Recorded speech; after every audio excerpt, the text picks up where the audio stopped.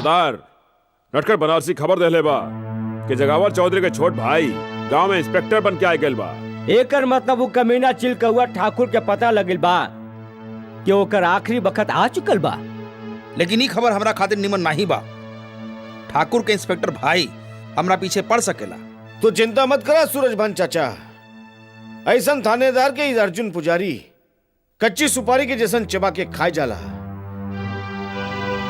रहल जगावर चौधरी के बाद वो अगर अपने चारों ओर लोहन का दीवार भी खड़ा कैले तब वो बच ना सकेलन। काहे के मौत का हमला हर कवच के तोड़ देवेला। जीजा जी राउर फोन है। हेलो, ओ हेलो हेलो गिरधारी जी, नमस्ते नमस्ते। हाँ कैसे नहीं आप? हम तो बिल्कुल ठीक है। बहुत बहुत शुक्रिया गिरधारी जी कि आपकी वजह से हमके टिकट मिल गए। लेकिन आप बिल्कुल निराश न होइए। हम यही बताएं कि आप दिल्ली से कब आवत हैं, हम आपके खुश कर दे। हाँ, अच्छा जी, शुक्रिया, मेहरबानी, थैंक यू वेरी मच।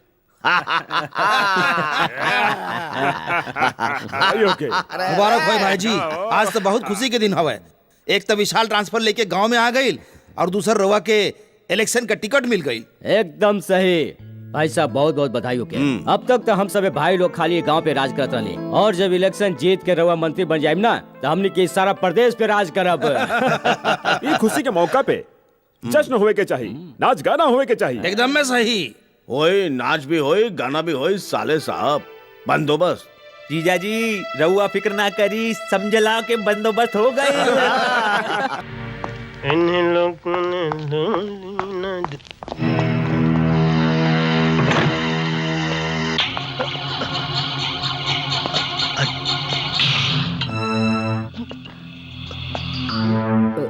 अर्जुन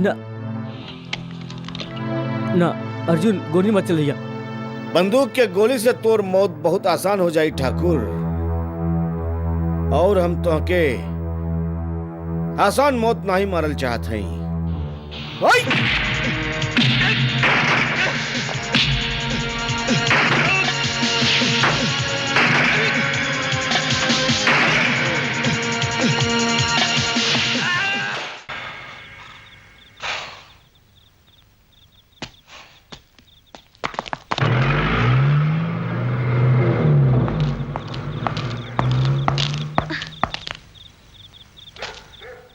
अर्जुन डकैत?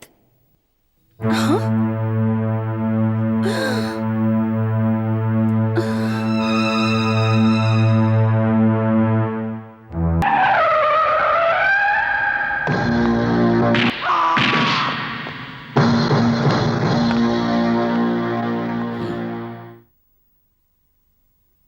कचुकाला सी बहुत सख्त जान है साहब, इतना आसानी से बताने वाला नहीं है। सूरजभान सिंह, तोरा लगे एक ही रास्ता बा, सरकारी गवाह बनी जा, अर्जुन डकैत और आपन सत्यन के ठिकाना बता द। हमार वादा रहल कि तोरे कम से कम सजा होई और तोरा जिए के खातिर एक मौका और दिहल जाई। आपन बखत खराब नहीं करी इंस्पेक्टर। सजा का डर एगो राजपूत के गद्दारी खातिर मजबूर नहीं कर सकेला। अर्जुन डकैत और आपन साथियन के खातिर हम अपन जानो कुर्बान कर सकीला। लूट मार और खून के इतना इल्जाम तोरा पे बा सूरजभान, हो सकेला काल तोरा के फांसी के सजा हो जाई। तोरा पास बस 8 घंटा के वक्त बा, ना ही तो कल सवेरे तोरा के अदालत में पेश कई जाई। ना ही बताई।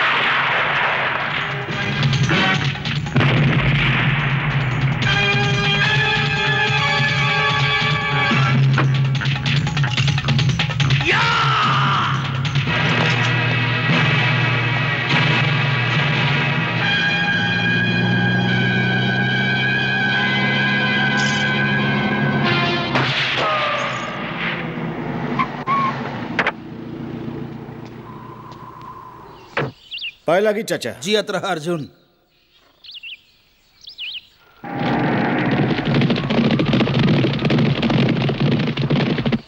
हमार जिंदगी बचावे खातिर तू आपन जिंदगी दांव पे लगाई देहला। ई दुनिया में हर मनई के आपन जिंदगी प्यारा होवेला। आज हमारा आपन बेटा भी होत तो उहो आपन जान पे नाही खेलत। ई ला बेटा। हमार जिंदगी तो तोहर कर्ज हवे चाचा, हम तोहरा खातिर कुछो कर सकेनी। हम जानी ली बेटवा, हमके हमरा से ज्यादा तोहरा पे विश्वास बा। यही खातिर हम फैसला कैले हई कि आज से हम नहीं बल्कि तू इस गिरोह के सरदार होई बा। का साथी लोग, केहू के कुछ कहे के बा? हम सबन के सरदार के फैसला मंजूर है। काहे भाइयों? सरदार अर्जुन पुजारी जी के सरदार अर्जुन पुजारी जी के सरदार अर्जुन पुजारी जी के सरदार अर्जुन पुजारी जी के। आज हम सबनी के खातिर बहुत खुशी के दिन है। आज हमार दोस्त, हमार जिगर अर्जुन के रउआ ई गिरोह के सरदार बना दीनी। वाह जंगी खान, आज हम सबे खातिर वाकई दुगनी खुशी के दिन बा। एगो सूरज भान बाबूजी के आजादी के और दोसर अर्जुन पुजारी के सरदार बने के। अर्जुन डकैत के साथ लड़ाई में हम पहलहू कई गो अफसर खो चुकल हई। आपन सरदार के छुड़ावे खातिर ओकर उ हमला पूरा डिपार्टमेंट के मुंह पे तमाचा हुए। ई केस के लेके मीडिया पुलिस डिपार्टमेंट पर कितना कीचड़ उछाल रहल बा, ई रउआ सबे लोगन निमने से जानत हई। अर्जुन डकैत अब हमरा खातिर बहुत बड़ चुनौती बन गई बा। अब वो हम ओकरा के गिरफ्तार ना कैली तो जनता के विश्वास हमरा पर से उठ जाई। सर, अर्जुन डकैत के गिरफ्तार करे के जिम्मेवारी रउआ हमरा के दी। हमार ट्रांसफर चंद्रपुर कराई दी। It's a big challenge officer. का रउआ के विश्वास बा के रउआ लोग अर्जुन डकैत के पकड़े में कामयाब हो जाई? बिल्कुल सर। सर, हम चंद्रपुर जिला के रहे वाला हैं और हमार गांव के आसपास जितना भी पहाड़ी इलाका बा ओकरा के निमन से जाने लिए। यही खातिर हमरा के पूरा विश्वास बा कि हम अर्जुन डकैत के गिरफ्तार करे में जरूर कामयाब हो सकब और अपन डिपार्टमेंट के नाम ऊंचा करब। That's good. अगर तोहरा के इतना विश्वास बा तो काले हम तोहार ट्रांसफर ऑर्डर तैयार करवा के तोहके चंदनपुर भिजवा देते। थैंक यू सर। नहीं, छोड़ दो हमरा के, छोड़ दो हमरा के।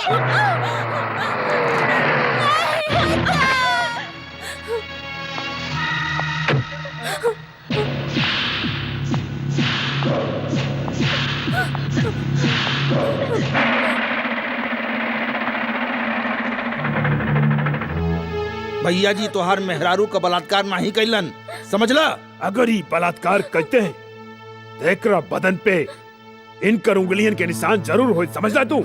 हमें जाने ली है ठाकुर के साला जगमोहन निराला पूरे जिला में बा हमारा बोलबाला। ठाकुर साहब, गलती हो गई ठाकुर साहब, माफ कर दे ठाकुर साहब। हम रउआ के खिलाफ सरकारी थाना में रिपोर्ट लिखवावे नहीं आई ठाकुर साहब, गलती हो गई ठाकुर साहब। कुत्ता जब मालिक के सामने भौंक सकेला तो वो बखत आवे पर ओकरा के काटियो सकेला। तो क्या हम माफ नहीं कर सके? नहीं, तोर सजाई हुई कि तोरी धर्मपत्नी के रस्सी से लटकावल जाए। माफ कर दे ठाकुर साहब। तोरे अखियन के सामने वो दम तोड़ी और जब पुलिस आई तू उनसे कहिया कि तोर धर्मपत्नी तोहरे वजह से खुदकुशी कैले से काहे कि तू ओकरा से धंधा करावत रहला।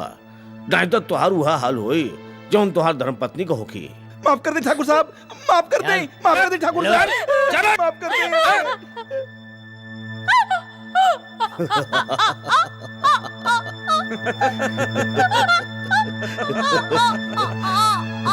डिंग डांग डिंग डांग डिंग डांग डिंग डांग।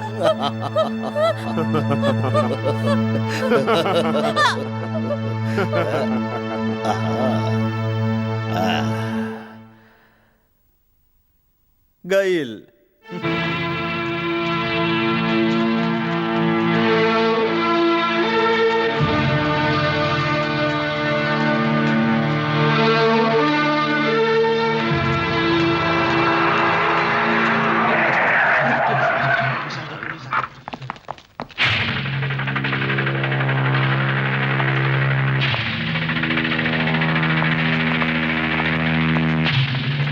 का बात बा ठाकुर साहब, केकर लाश आई? बड़े अफसोस का बात बा इंस्पेक्टर, हमारे इतना अच्छा गांव लगाता केहू के नजर रख गई। मंगलो बयान दे। ये हमार मेहरारू के लाश है, हम ओकर जान ले ले हई। हम एगो हत्यारा हई। हम एकर प्राण ले ले आई। हमरा के गिरफ्तार कर ले इंस्पेक्टर साहिबा, हमरा के गिरफ्तार कर ले। जान लेवे के कोनो कारण तो होई। बतावा, तू अपन मेहरारू के काहे मारला? हम बताओ थे इंस्पेक्टर साहिबा, ये आपन मेहरारू से धंधा करावत रहल। हवलदार, जी मैडम।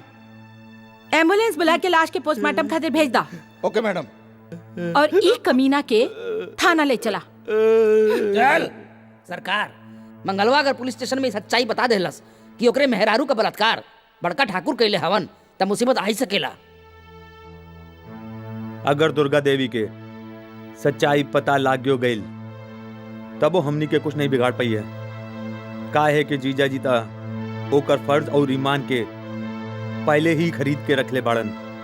हमके रंग दे, हमके रंग दे। ए शनिचर ईदा 18 रुपए 50 पैसे, जल्दी करा पैसा दा, बोनी के बखत आवे। खाना कानी नहीं करा, चला यहाँ से।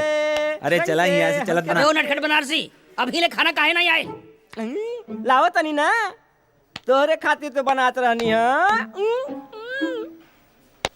हमके रंग दे, हमके रंग दे, हमके रंग दे, रंग दे, रंग दे। 1 2 हमके 3 रंग दे, 4। हमके रंग दे। अरे अपना रंग अपने पास ही रखा, कल मुँह है। ई रहल सब्जी और ई तंदूरी रोटी। आपन फूलमती के ढाबा के यही तो खासियत बा कि यहाँ ताजा और गरम खाना मिलेला। यही ला तो तारा ढाबा पे आई ले जा। छोटू जी पानी दे। रंग दे, रंग दे, हमके रंग दे, हमके रंग दे। 1 2 3 4 5। लड्डू बा। भावे वाला या चबावे वाला? ईता हिलावे वाला लगत बा। अरे चंपा ते। अरे चंपा आवा आवा, बैठ बैठ बैठ बैठ। काले लेबू, नमकीन वाली के मीठी वाली? लस्सी लस्सी। नहीं, आज घरे पे पूजा है ना, अच्छा। एही खातिर मोतीचूर के लड्डू लेवे आइल बानी। 2 किलो मोतीचूर के लड्डू अरे दिया। तू यहाँ काहे ले आइलू? हम तोरे घर पहुंचाई देती। ई पूरा के पूरा ढाबा तोहार था। यहाँ के एक चीज तोहार है, यहाँ के हमहू तोहार हैं। खैर अब तो आइले बाड़ू ता नटखट। नटखट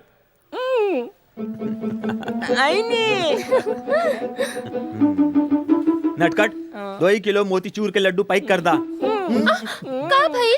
ई ता ऊ बच्चन बा, जाने बापू के अकल नहीं मिलल। छोड़, तोहार बापू कहवा हमन। अरे बाबू बाबू तो ठीक बाड़न। आजकल वो हमरा खातिर लड़का खोज रहल बाड़न। हाँ? बगल में छोरा और शहर में ढिंडोरा। ते उनकरा के बताउलू के नहीं कि तू हमरा से प्यार करेलू? हाँ? तू हो कमाल कर लो। हम कैसे बाबू के बताई बात? हाँ, ये बात तो सही बा। तू कैसे कबू? हम खुदे तोहार बापू से मिलब और बताई के बड़ाऊ हम तोहार प्यारी बिटिया से बहुत प्यार करेली। हाँ?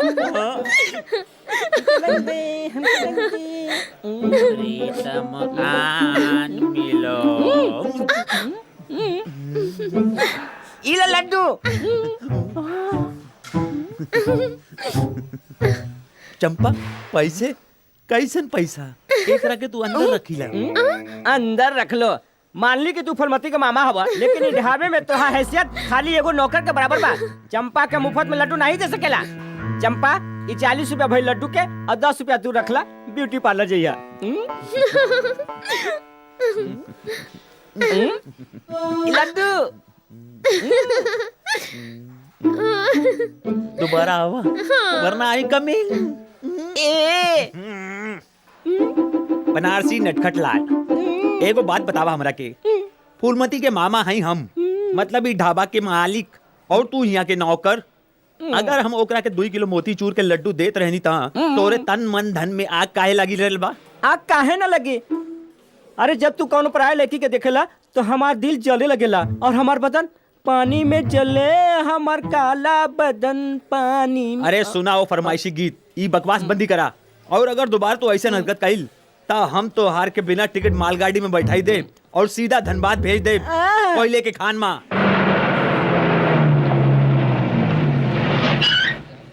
अरे पानी वानी कुछ है का नहीं? रोटी लावा भाई। हमके रंग दे, हमके रंग दे, रंग दे, रंग दे, रंग दे। चला उठा उठा, चलो उठो उठो। चला उठा। चलो यहाँ से। उठा चलो। अरे नटखट बनारसी, जी बाबूजी। 4 गिलास मीठा लस्सी ले आवा जल्दी। अभी लेनी बाबूजी। हमके रंग दे, हमके रंग दे, रंग दे, रंग दे, रंग दे, हमके रंग दे, रंग दे, रंग दे, रंग दे। ए जल्दी लावा नमक के बोरी। हाँ ले आवा जल्दी।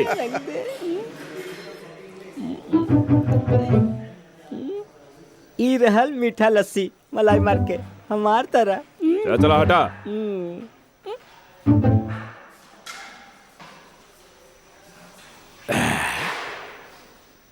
सेठ लस्सी हिसाब में लिख लिया। चला चला जाए। चला चला। ए करिया भूत कहाँ जाइल रहल बाड़ा? कहाँ जा रहा है? तोहर तो पहले ही 500 रुपए के करज चढ़ गइल बा, समझला? पहले पुराना हिसाब चुकाई दा, फिर नवा हिसाब शुरू करा। और वैसे भी फूलमती हमरा के तोरे जैसे लोगन के उधार देवे से मना कइल है। ए किशन लाल ते हमरा से पैसा मंगबे? और केकरा से मांगी? ए गीला कपड़ा जैसे निचोड़ दे। काहे ट्रक ड्राइवरी छोड़ी के धोबी के दुकान खोली रहल बाड़ा तू? ए हम तोहार गीदड़ भपकी में नहीं आवे वाला हई। ई लस्सी का पैसा तो तोहरे के चुकाना ही पड़ी। लस्सी के पैसा चाहिए? हाँ बिल्कुल चाहिए।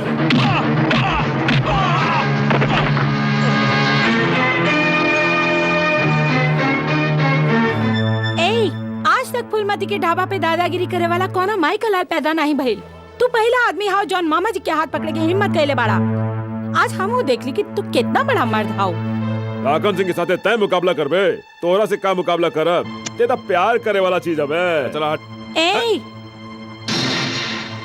जनाना जब कमर कस के मैदान में उतरे ना लखन सिंह, तब बड़का बड़का पहलवान के नीचे से हवा निकल जाला।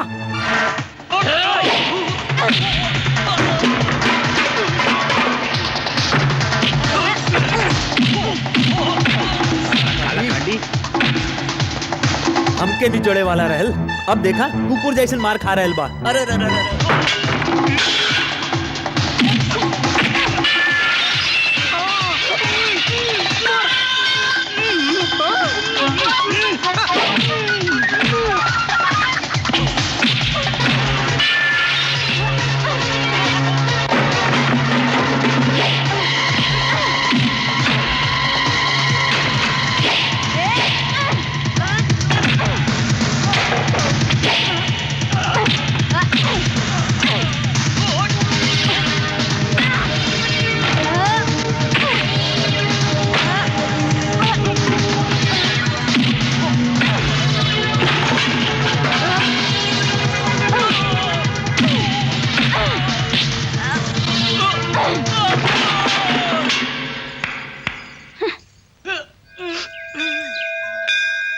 श्री गणेशाय जय गणेशाय ओम गणपते नमः। श्री महाकाली महालक्ष्मी महासरस्वती दैत्वे नमः। ओम नमः शिवाय ओम नमः शिवाय ओम नमः शिवाय ओम नमः शिवाय ओम नमः शिवाय ओम नमः शिवाय ओम। चाची तनी खाना खा ले। नहीं बिटिया नहीं।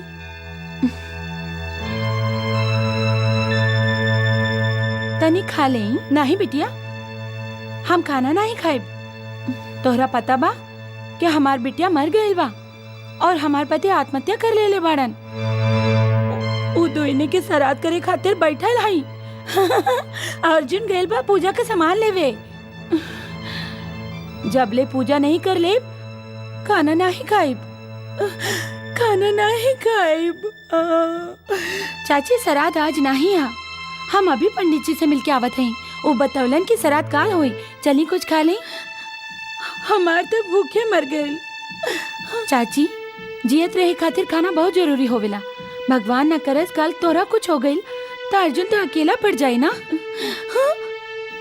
नहीं रहुआ अर्जुन से बहुत प्यार करे लेना चाची। तब ओकरा खातिर तोरा के जिए के पड़ी चाची। खा ले खा ले।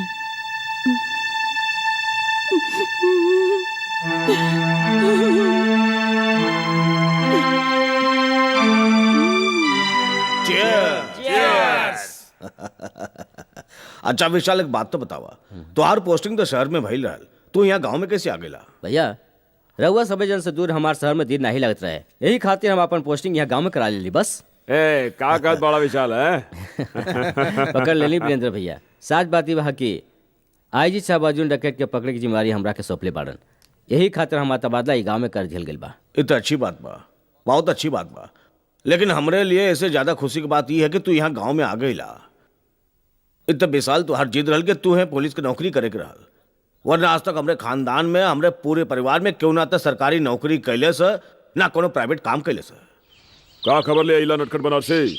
अर्जुन के बता दिया कि जगावा चौधरी के छोटका भाई विशाल इंस्पेक्टर बन के गाँव आयल बा। उनकरा से कहिया कि कुछ दिन तक शांत रहे। हमरा के लागत बा कि विशाल चौधरी अर्जुन के गिरफ्तार करे खातिर गाँव आयल बा। हाँ? विशाल चौधरी की तमन्ना ओकरे दिले में रह जाई। अर्जुन सरदार गिरफ्तार करब ओकरे बस में नहीं बा।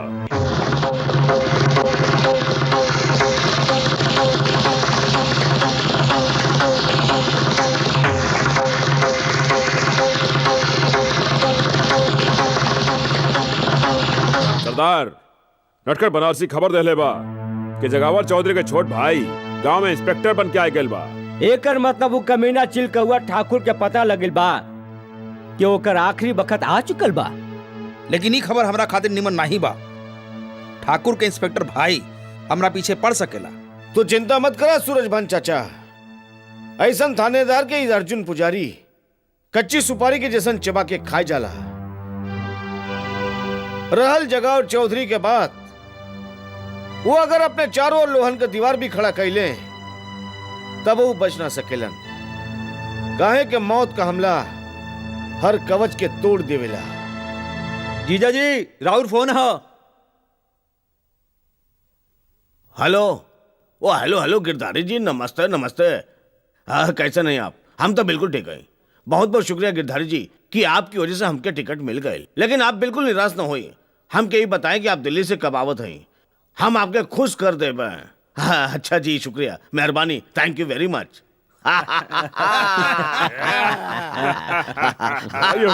मुबारक हो भाई जी, आज तो बहुत खुशी के दिन हवे। एक तो विशाल ट्रांसफर लेके गांव में आ गई और दूसर रवा के इलेक्शन का टिकट मिल गई। एकदम सही भाई साहब, बहुत बहुत बधाई हो के। अब तक तो हम सब भाई लोग खाली गांव पे राज करत रहे, और जब इलेक्शन जीत के रवा मंत्री बन जाए ना तो हमने के सारा प्रदेश पे राज करब। ये खुशी के मौका पे जश्न होए के चाहिए, नाच गाना होए के चाहिए। एकदम में सही। ओए, नाच भी होए, गाना भी होए, साले साहब बंदोबस्त। जीजा जी रहुआ फिक्र ना करी, समझला के बंदोबस्त हो गए। इन लोगों ने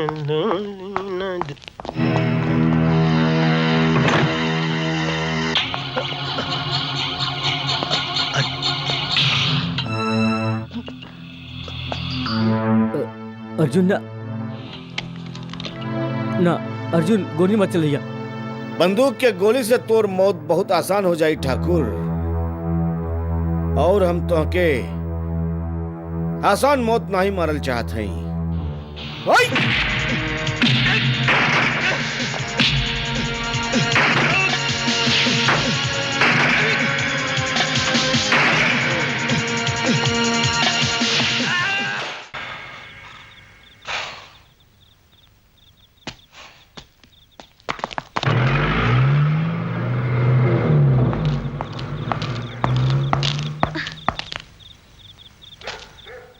अर्जुन डकैत? हाँ?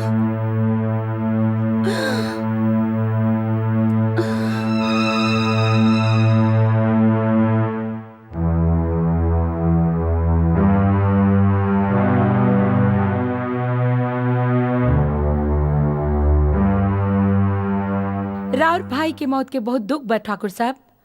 ई तो इत्तेफाक के बात था कि जौन बखत इंस्पेक्टर विशाल के हत्या भइल ओ वक्त हम ड्यूटी पे नहीं रहनी, नहीं तो एवं इंस्पेक्टर विशाल के लाश नहीं बल्कि अर्जुन डकैत के लाश होइत। अर्जुन डकैत रउआ खातिर ही कैसेट भेजले हवन।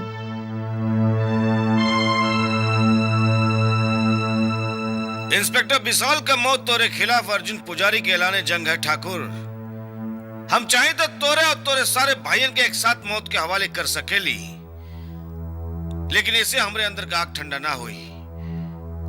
अपन कंधा मजबूत कैले, कहीं कि पहले हम तोरे से तीनों भाइयों का अर्थी उठवाई और ओकरे बाद तोरा के मारब। ऐसे हमने के चुप बैठे से काम नहीं चली भाई जी। विशाल भाई के मौत के बदला अगर तुरंत नहीं लिहल गई तो सारा परिवार के आन और शान खाक में मिल जाए भाई जी। रउआ के जल्दी एक कौनो फैसला लेवे के हुई भाई साहब। कहे कि जबले राजपूत के सर पे ओकरे आन और शान का ताज रहेला, उस शेर जैसन सिर उठा के जी सकेला। और जौन दिन ओकरे सिर से ही ताज उतर गईल, उ तो जियते जी मुंह जाला। बड़का भैया, अगर रउआ हमरा के हुक्म देई तो हम अर्जुन डकैत के माई के मार के ओकरे लाश के छोटे छोटे टुकड़े कुत्ता के खिलाई देई। तू सब लोग ऐसे गलती मत करिया। तू सबे के निमन से मालूम बा कि जीजाजी के इलेक्शन के टिकट मिलल बा। अगर तू लोग ऐसे गलती करी देब ता इलेक्शन लड़े के मौका इनकरा के हाथ से निकल जाई। जगमोहन ठीक कर रहल बा। अभी गांव में खुले आम गुंडागर्दी कैंसल यानी के बंद, लेकिन एकर मतलब ई ना है कि हम अपन भाई विशाल के मौत के भूल जाए। हमार भाई के जौन मौत भइल है वो हमरे सीना के अंदर एक घाव बन के तब तक जियत रही जब तक हम अर्जुन का मौत का तमाशा ई आँखी के सामने ना ही देखा। एकरे खातिर हम आईजी साहब से बात कैली है, जे शहर से एक स्पेशल पुलिस फोर्स भेज रहा हुआ है, जे अर्जुन के कोनो भी हाल में गिरफ्तार करी। और ओकरे बाद अर्जुन होई और ओकर गर्दन हमरे हाथ में। ओम नमः शिवाय, ओम नमः शिवाय, ओम नमः शिवाय, ओम नमः शिवाय, ओम नमः शिवाय, ओम नमः शिवाय, ओम नमः शिवाय, माई ओम नमः। बेटवा के हा तू इमा काहे आइल बाड़ा? हम तोहे ले जाए आयल हैं, चला हमरे साथे। हम ई मंदिर छोड़ के कहूँ ना जाए बेटवा। हम बर्बाद हो गई नी, हम लुट गई नी, हमार बिटिया मर गई, हमार पति आत्महत्या कर लेलन। हम तो दोनों के सराध करत रहली।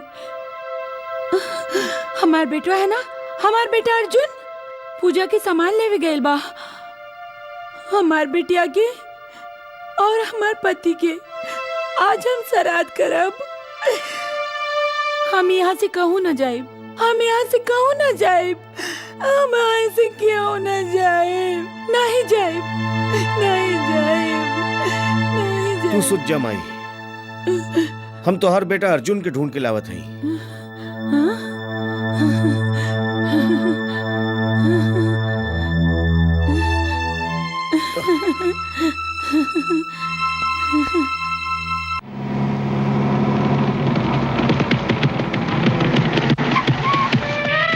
सरदार,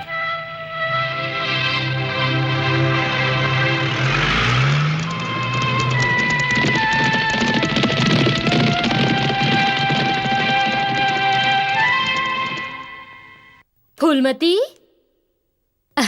अरे दीदिया तू ना कोनो चिट्ठी ना कोनो खबर, अचानक कैसे आयल गई? सब निमनता बा ना? भगवान के आशीर्वाद बा, सब नीमन बा। जीजाजी कैसन बाड़न? नीमन बाड़न, तोहरा के हमेशा याद करेलन।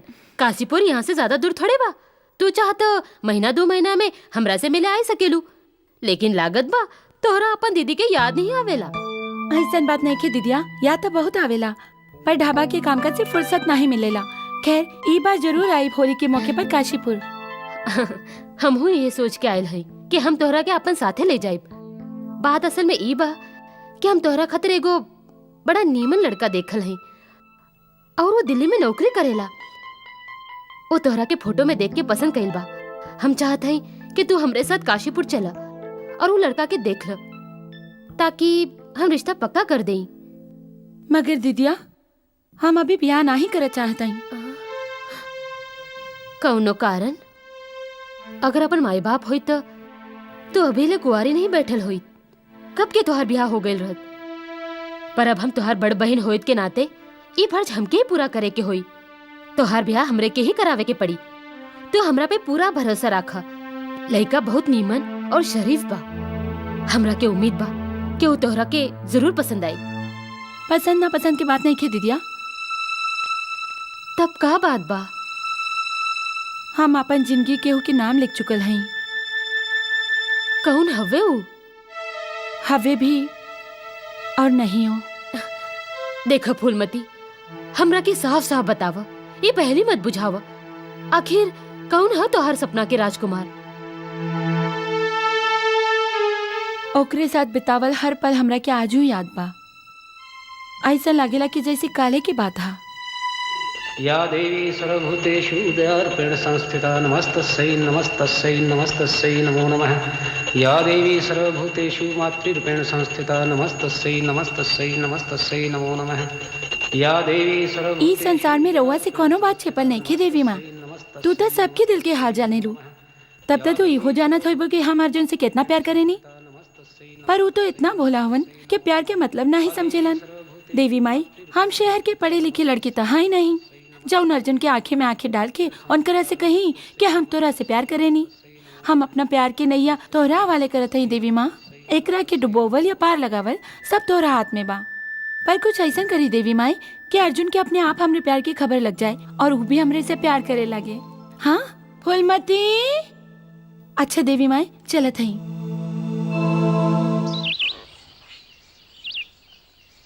कहाँ रह गल बिटिया तू?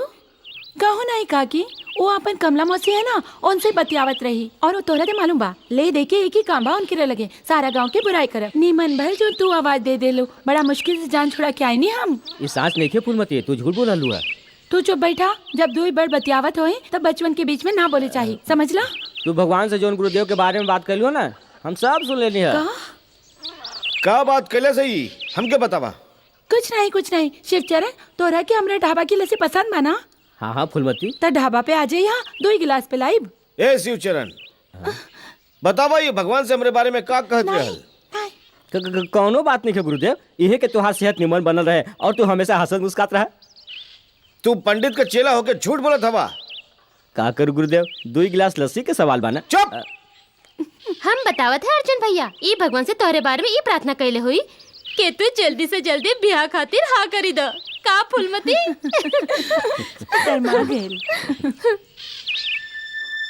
हम तो हर बाबूजी से बात कर ले हैं अर्जुन। अब तो हर कोनो बहाना ना ही सुनब।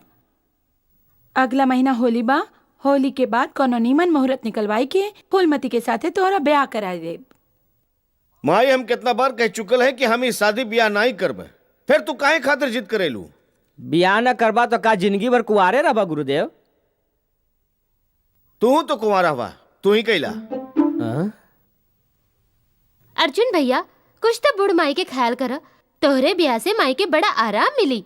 अगर फूलमती हमार भौजी बन के आ गई ना तो सारा घर आराम से संभाल ले, समझला? तू खुदे सोच ला गुरुदेव, माई के दिल कितना खुश होगी। का बात है भाई, का पंचायत चल रहा है?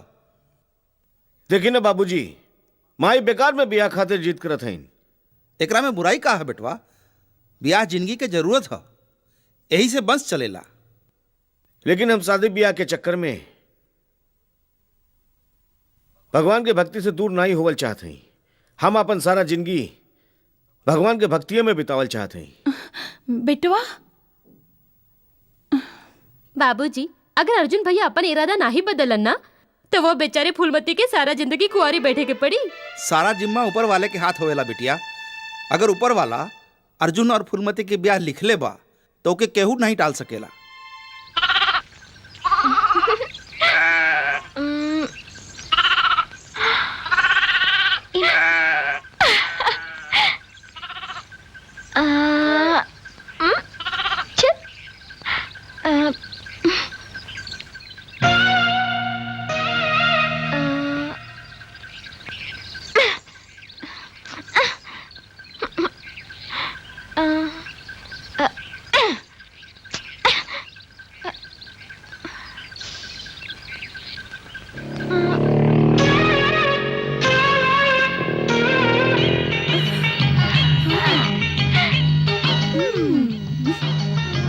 अरे अर्जुन, रुको रुको रुको रुको। अरे अर्जुन, निमन भाई तू आ गेला। हम कबले इमली तोड़े की कोशिश करता नहीं, हमार हाथे नहीं पहुंचा। तू उतरा ना। काहे? तू उतरा था सही। चला, देखा कितना अच्छा इमली बा। ता हमरा के चाहिए, तू बैठ ना, हम तोरे ऊपर चढ़ के तोड़ ले। कबू नहीं। देख बैठ जा, हम तोरा के 2 ही दिन तक परेशान न करब। बैठ जा ना।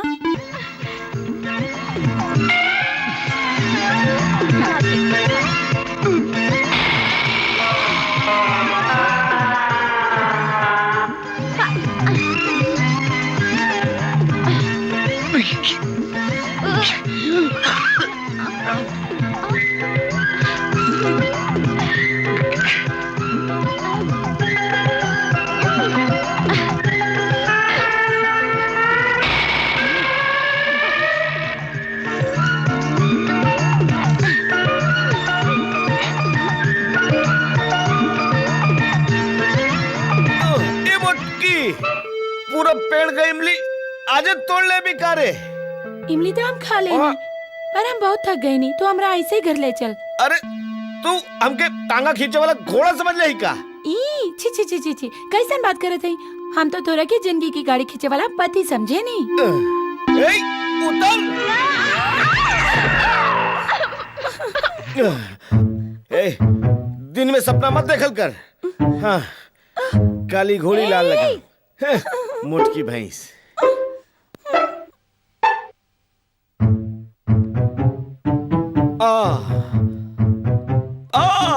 गुरुदेव, तोहार हड्डियन के चरमाहट की आवाज ई बता रहल बा कि निश्चित रूप से रउआ 10 मन चावल के बोरी उठौले बाड़ा। नहीं, निश्चित रूप से 20 मन चावल के बोरी उठौली है।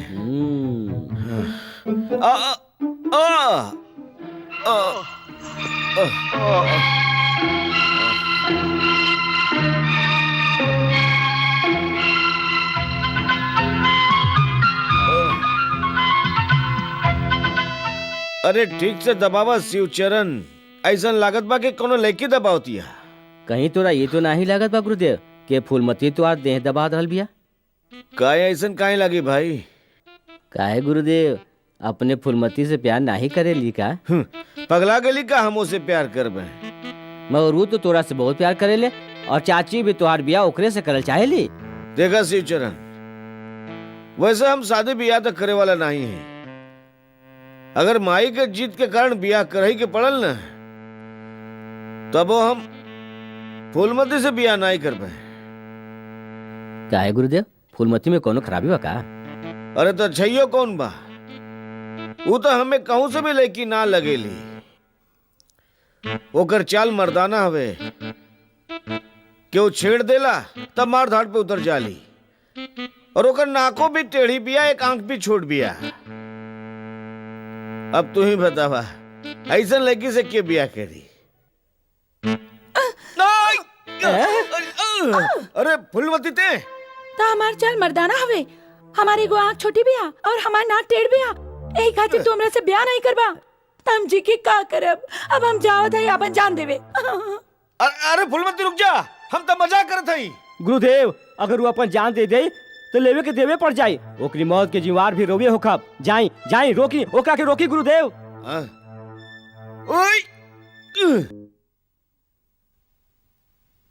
लेकिन फूलमती, अर्जुन पुजारी अब डाकू बन चुकल बा, ओकर प्यार अपन दिल में बसाई के रखब बेवकूफी हुई। हमार विचार से तोहरा ओके भूल जाए के चाही। जो दिल में केहू के प्यार बसल होत ना दीदी, ओकरा के भूल जाए बहुत मुश्किल होवेला। हम अर्जुन पुजारी से प्यार करेनी, उनके अपन मन मंदिर के देवता बना चुकल हैं। अब तक केहू और खातिर हमारी जिंदगी में जगह नहीं दीदिया।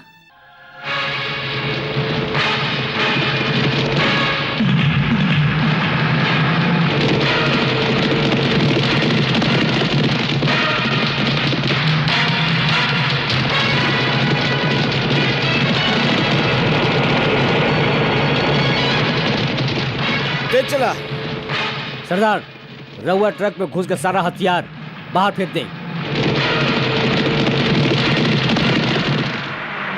रोका, बस रोका।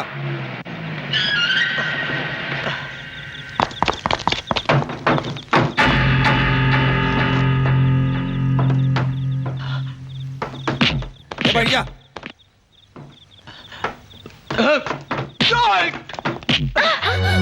इंस्पेक्टर, चल बाहर निकल, नहीं तो ये छोकरी के खोपड़ी उड़ा दे।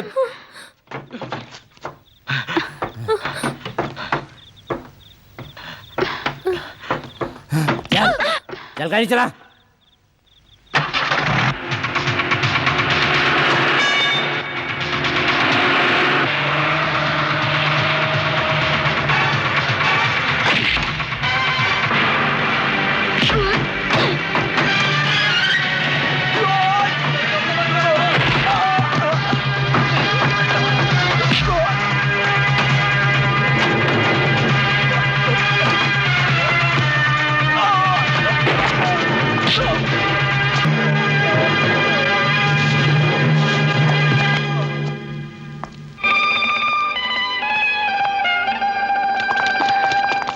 वेल डन young man.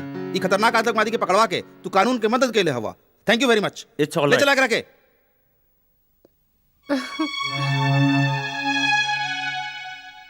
Hello mummy. Hello पापा। अरे अंजू, अरे अंजू बिटिया तू आ गई लो। बिटिया अरे रे रे कैसे हो हाय बेटी? चाचू। Hi, how are I am you? Fine.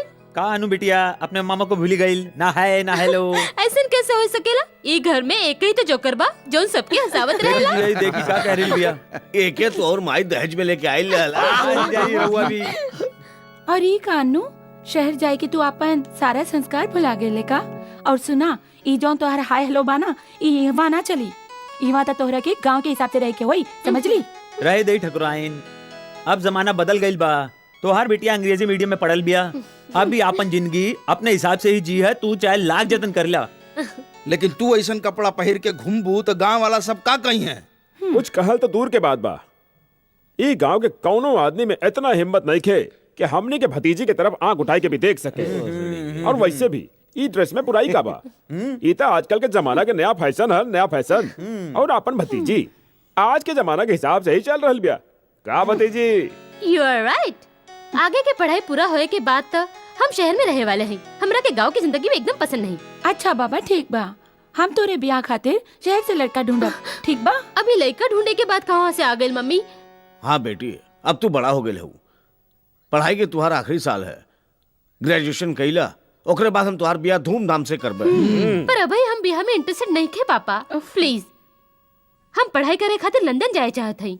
ठीक बा भाई, ठीक बा। पढ़ाई खातिर हम तोहके लंदन भी भेज दब, लेकिन एक शर्त पर। एक स्माइल दे दा हमके थैंक अच्छी यू सी। पापा।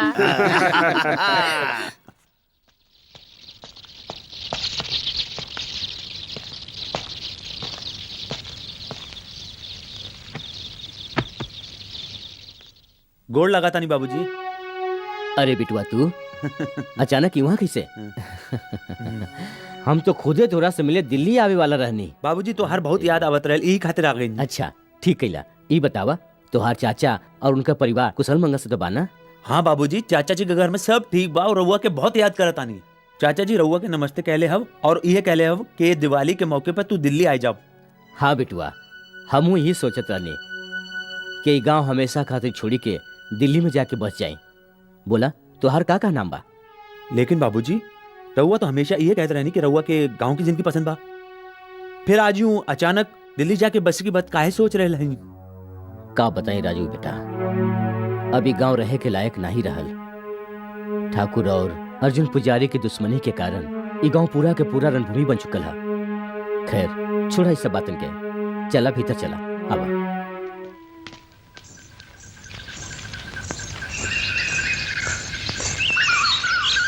फूलमती,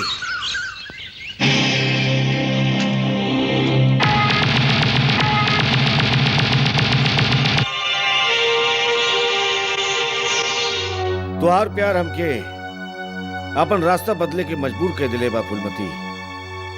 ये खून खराबा के जिंदगी छोड़ के अब हमेशा खाते तोरे लगे आगे नहीं। का तू सच बोलता हो अर्जुन? हाँ फूलमती, अब हम तोके छोड़ के कहूं ना जाबे।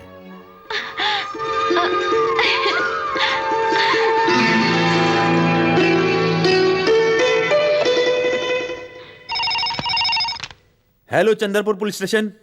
हाँ, हम हरिपुर थाना से इंस्पेक्टर बलदेव सिंह बोल रहल बानी। का हम इंस्पेक्टर खान से बात कर सके नहीं? हाँ, हम इंस्पेक्टर खान बोल रहे हैं। सर, हम बलदेव सिंह बोल रहल बानी। हमार मुखबिर खबर देहले बा कि गांव के चौधरी के लूटे खातिर अर्जुन डकैत आवे वाला बा। लेकिन हमार थाना में सिपाही बहुत कम हवन। अगर रउआ सिपाही और गोला बारूद भेज दें तो हम जाल बिछाई के अर्जुन डकैत के गिरफ्तार कर सके नहीं। अगर ऐसा बात है तो पुलिस फोर्स हम अभी भेजे था।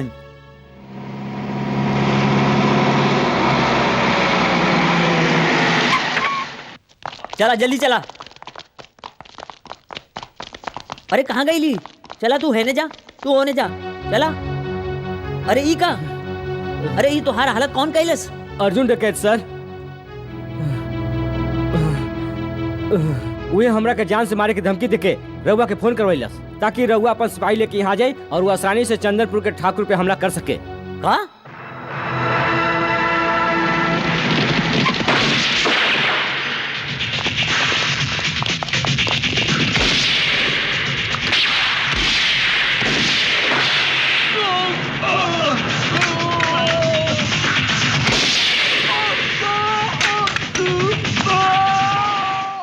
जहांगीर खान,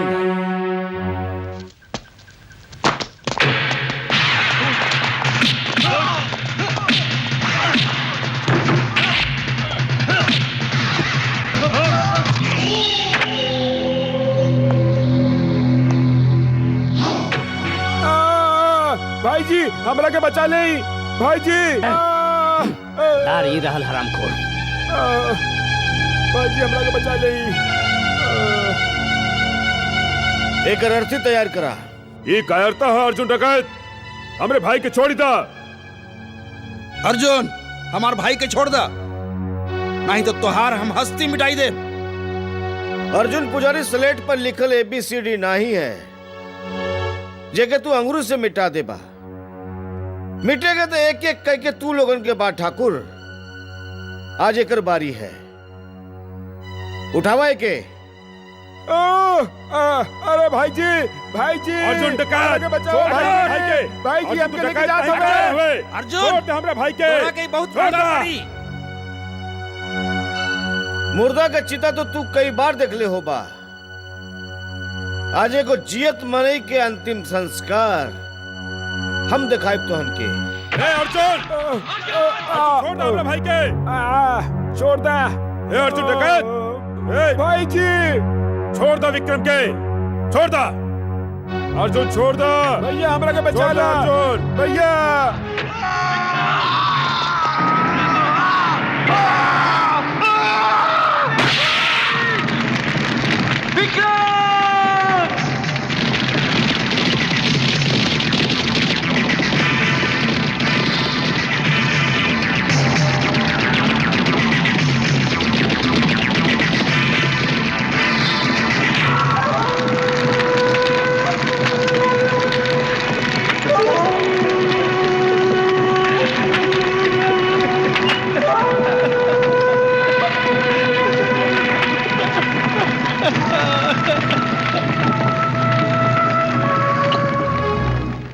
कब तलक हम कारण जैसे चुपचाप बैठल रही बड़ा भाई जी। अर्जुन डकैत हमने के घर में घुस के हमने के छोट भाई के जियते जला के चल गई और हमने के यहाँ विक्रम के मौत के मातम बना रहे नहीं। हम तो कहते हैं बड़का भाई जी, अर्जुन के माई के मार के ओकर लाश के छोट छोट टुकड़ा करके चील कौवन के पेट भरे खातिर गांव के नदी किनारे फिकवा देवे के चाहिए। शेर कबहू मरल शिकार नहीं खाला। अर्जुन के माई तो पागल बिया, तो वैसे मरल बिया। कौनो ऐसा आदमी के मारा जेकरे मरले से अर्जुन के तकलीफ होवे। तो भाई जी एक काम कल जाए, हम फूलमती के मार देते हैं।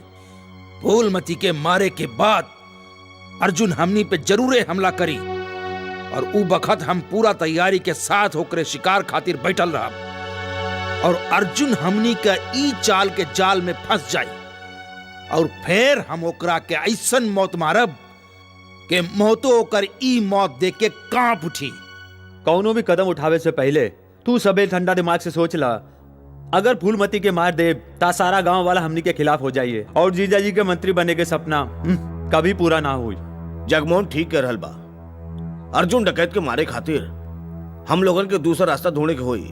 जीजा जी हम एगो ऐसन खतरनाक आदमी के जाने नी जौन पैसा खातिर कुछो करी सकेला।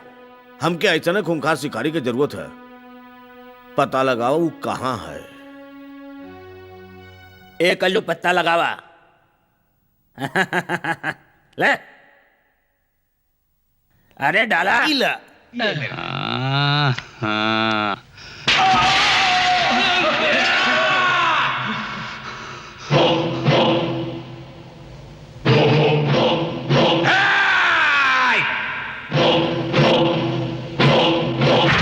हमका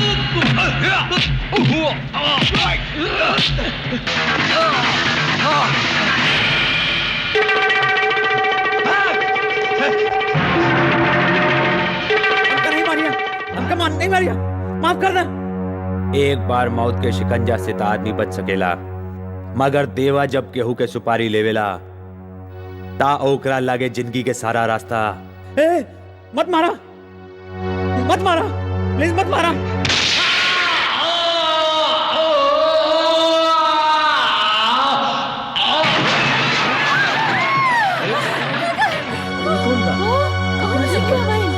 कौन हवे?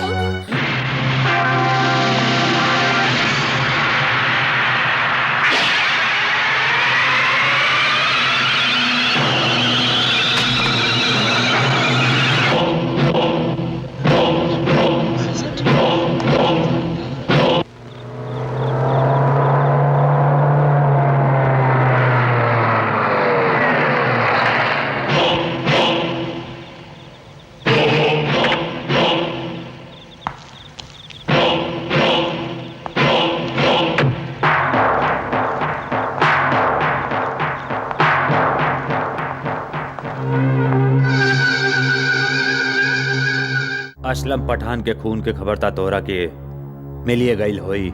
टीवी पे खबर देख के आ रहे कांद तो बड़ा सफाई से कैला है। 5 लाख रुपया तो हम पहले ही दे चुकल है और ई बाकी के 5 लाख।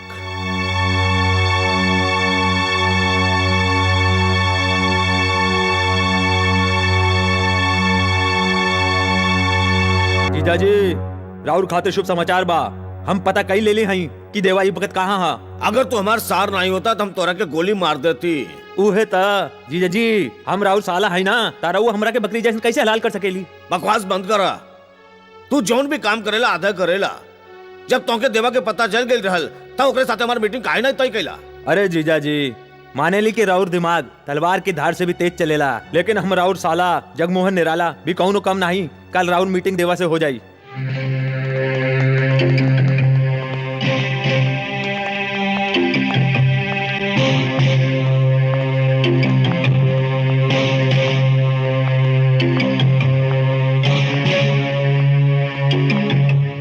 जीजाजी देवा भाई। नमस्कार देवा भाई। नमस्कार देवा भाई। देवा भाई हम तोके नमस्कार के लिए और तू जवाब नहीं देला।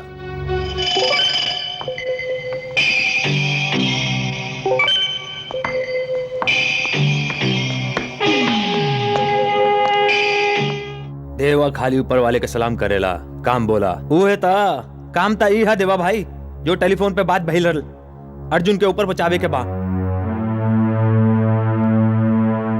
कीमत 30 लाख।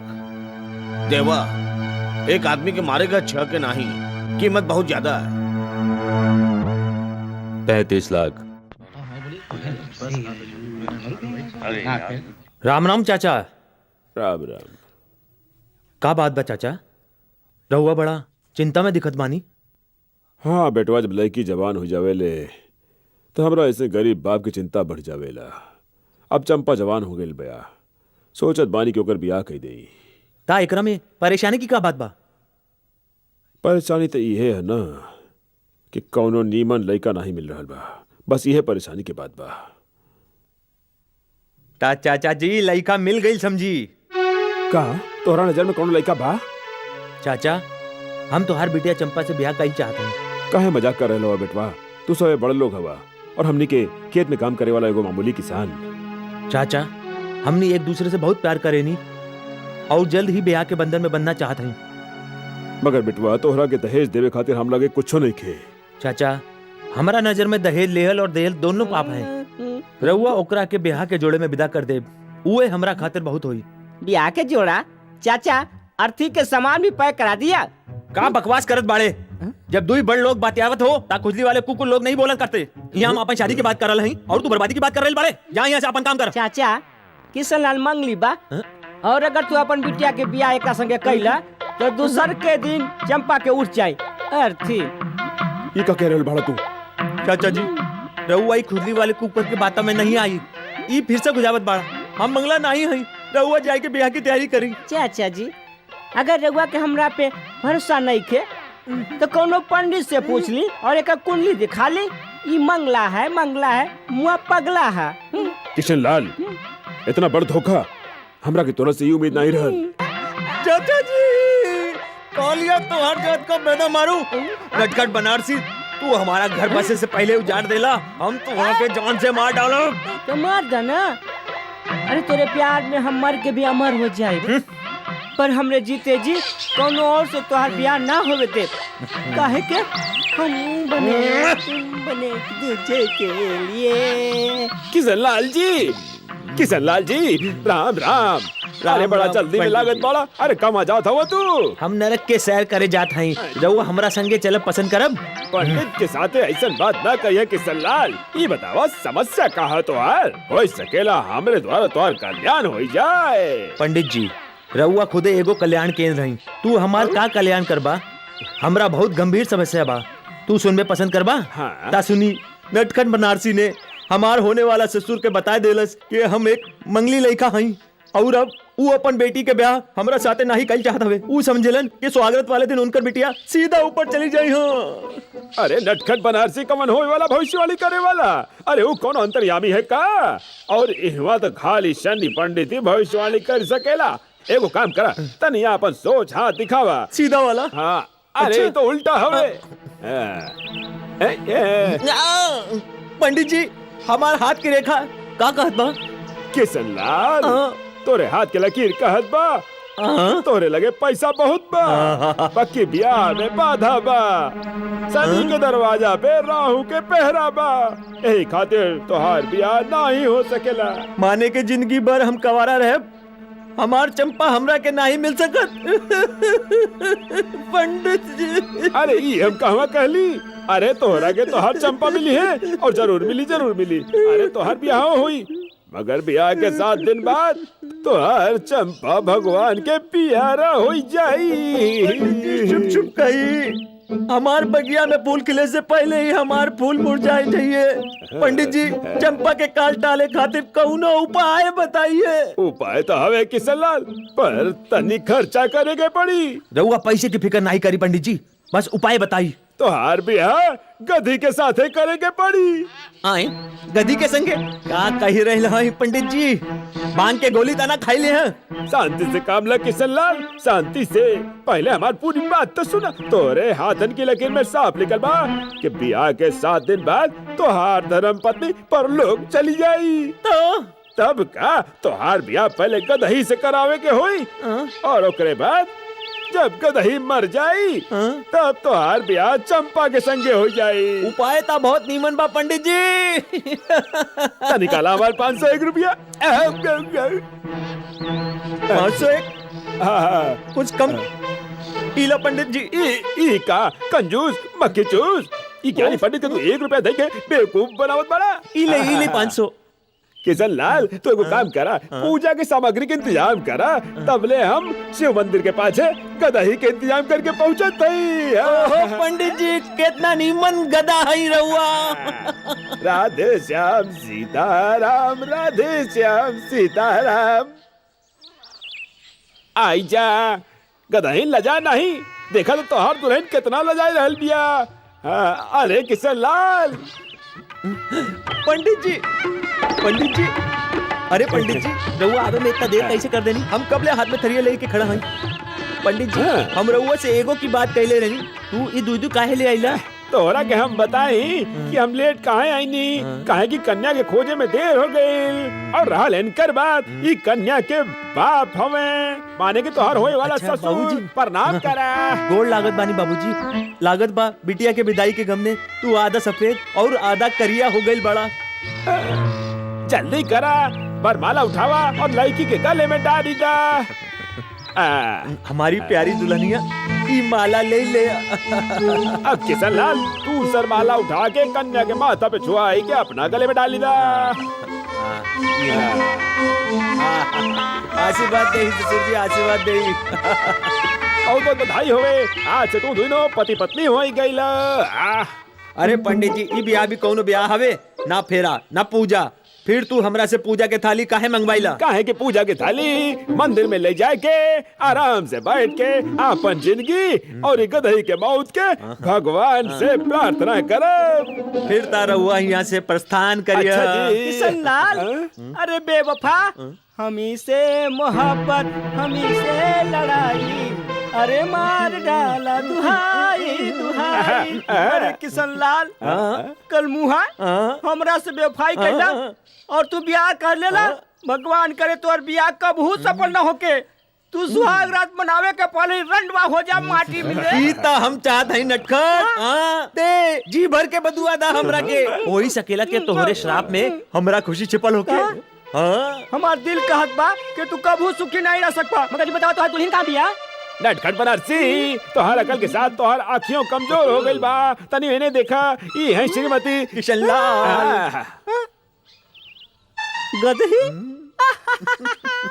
तू गधी के संगे ब्याह कैला? तू मुबारक होके, तू यही के लायक रहा। ए मुबारकबाद 60 दिन के बाद देला, जब ई गधी की अर्थी यहाँ से उठी और हमार चंपा की डोली हमरे घरे आई। टन टन टन। हमके रंग दे रंग दे रंग दे।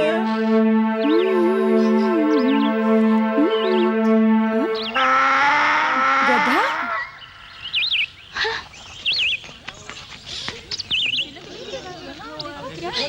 नटखट बनारसी। ऐनी मालकिन, ओहो हो, कहीं मालकिन ई गधा के बनले बा और एक के गले में माला के डलले बा? ई माला नहीं बरमाला है और ई गधा नहीं गधी है। पूछी काहे? काहे की तोहर मामी है। का बकेती कर रहल बाड़े? पागल हो गए का? पागल हम नहीं की भाई, पागल तो तोहर मामा भइल हवन जे एकरा संगे बियाह कैले हवन। अरे नटखट बनारसी, हमरे भांजी से का आग लगाए रहल बाड़े हमरा बारे में? अरे किसनवा, ई जे तू स्वर्ग से अप्सरा बियाह के लाइल बड़ा ओही के बारे में बतावत है। सुना हमरे खानदानी बावर्ची, तू जाई के अपन काम करा, हम अपनी भगिनी के सब कुछ बताई दे। अंडरस्टैंड? रंग बिरंगा अंडा। मामा जी सब का तमाशा है? फूलमती तमाशा नहीं है, ई त घोर अन्याय है। ते जानते हवे हम बचपन से मंगला हई और जेब से कंगला हई। हम चंपा से बहुत प्यार करेनी, लेकिन पंडित जी के कहे अनुसार हम एक गधी से ब्याह कर लेनी और 7 दिन बाद जब ही मर जाई हम चंपा से ब्याह कर ले। अगर ये बात है मामा जी तो बहुत खुशी की बात है। देखा 8 पर रोज तू अपन डोली सजा के रखिया, क्योंकि दिलवाले दुल्हनिया ले जाइए। पर 7 दिन में हमारी सौत ई गधी ना मरल तो? हाँ मामा जी, अगर 7 दिन के अंदर गधी ना मर लेता? ओम नमः शिवाय, जय गणेशाय, ओम नमः शिवाय, जय गणेशाय। अरे होवे के कहा ये गधई जिंदगी भर किशन लाल के पत्नी बन के रही। अरे पंडित, अगर ये गधी नहीं मरल ता तू गधे की मौत जरूर मरबा, समझला? राम नाम जपना, पराया माल अपना।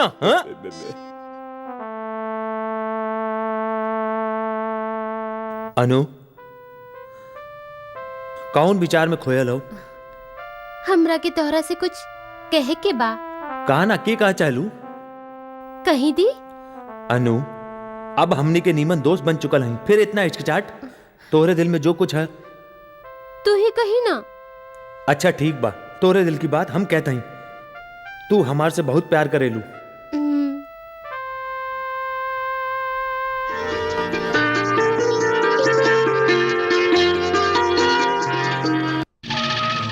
तोहार बेटवा जेकर औकात जमीन पर रहेंगे तो कीड़ा से भी कम बा। आसमान के छुए के सपना देखता। देखा भाई, तू एक नीक मनई हवा, एक खातिर तो के वार्निंग देत हई कि 24 घंटा के भीतर भीतर ये गांव के छोड़ के चल जा। हम नहीं चाहते कि ये बूढ़ शरीर जेकरे अंदर बीमार हड्डी बा अपन जवान बेटा के अर्थी उठावे, समझला? अपने चिंता नहीं करी ठाकुर साहब, हम आज ही अपन बेटवा राजीव के लेके ई गांव हमेशा हमेशा खातिर छोड़ देव।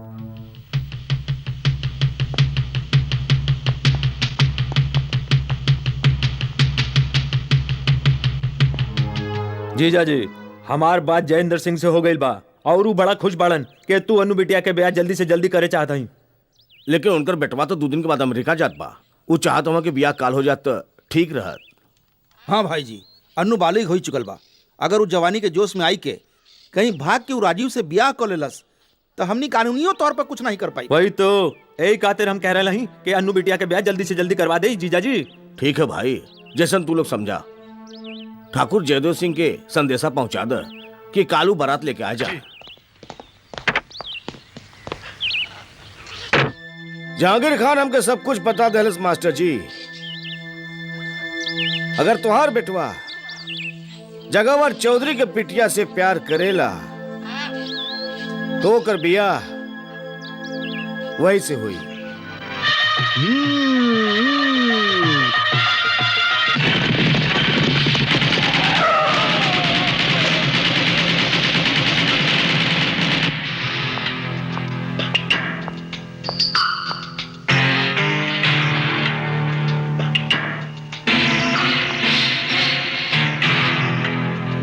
हाँ मोहतरमा, ये हाथ बहुत नाजुक बा।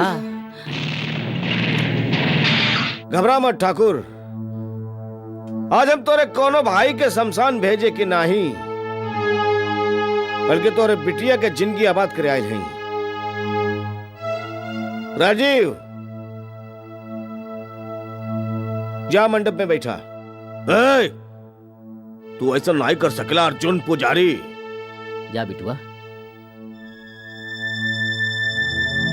इस समय हम खून खराबा करे नहीं आए हैं ठाकुर, नहीं तो तू अच्छी तरह से जानेला कि हम का कर सके नहीं।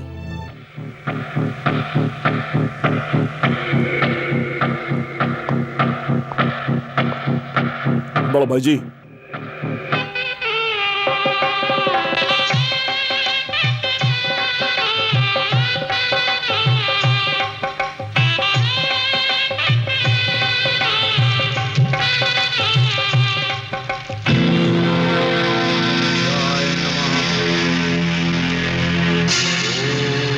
शनिश्चाय नमः।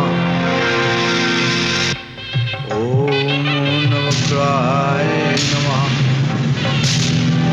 ओम प्रजापति नमः।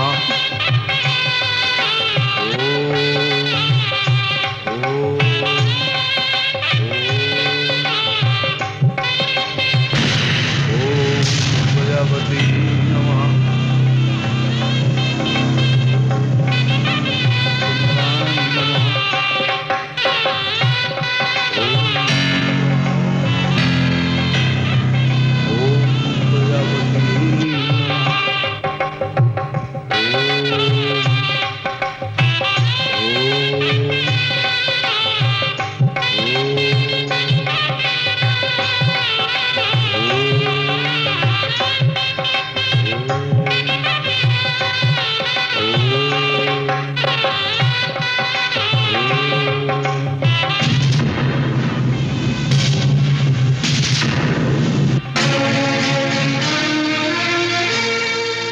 जियत रहा बचवन, खुश रहा।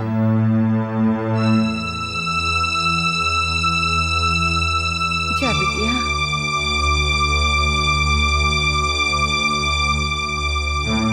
नहीं राजीव, हट। हमरा के इनकर आशीर्वाद नहीं चाहिए। ऐसा जालिम बाप के बेटी कहलवावे से तनीमन बा कि हम अपना आप के लावारिस समझी। आज हम इन सब लोगन के सामने मिस्टर जगावत चौधरी से आपन नाता तोड़त हैं और अपन जिंदगी से इनकर बेदखल करत हैं। अनु, अनु। पापा, अब हम तोहर असलियत जान गईल हैं।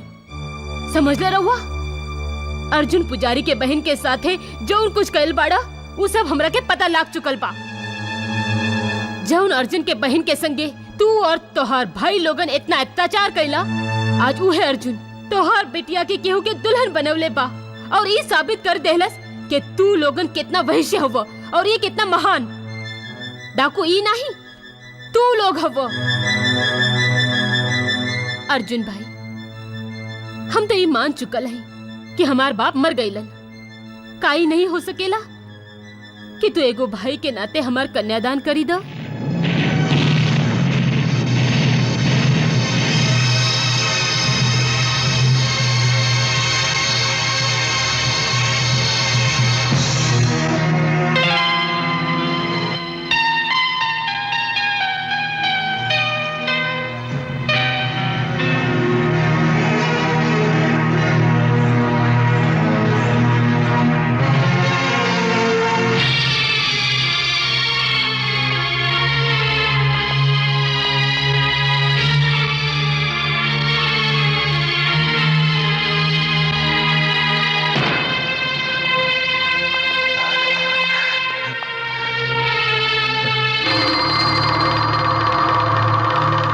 हम तो ऐसा ही कहे आयल ही देवा कि आप तू अर्जुन के जान से नहीं मरबा।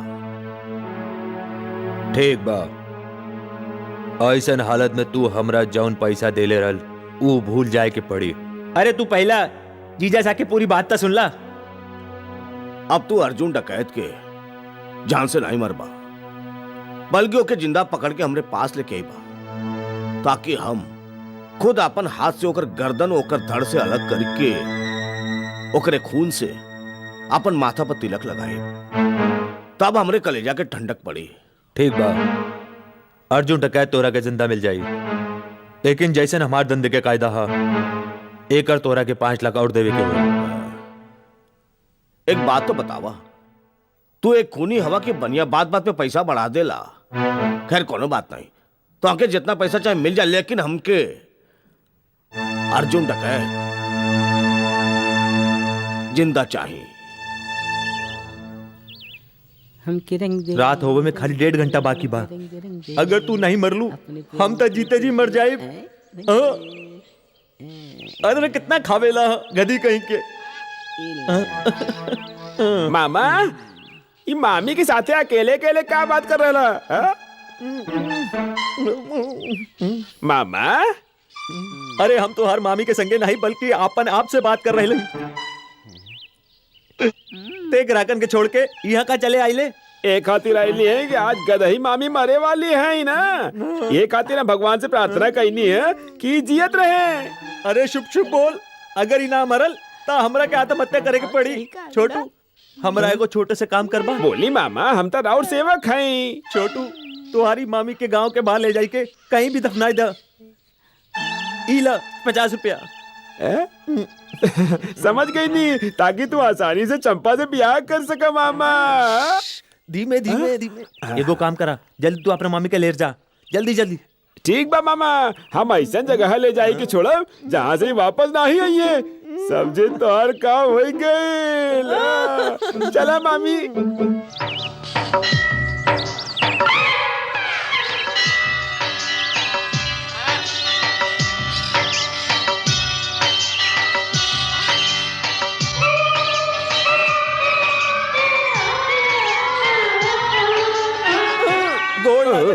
का कर बड़ा खुश रहा भगवान के लाख लाख शुक्र बा कि गदही स्वर्ग से धार गइल और तोरे ब्याह के बीच में जवन दीवार रहे वो गिर गइल।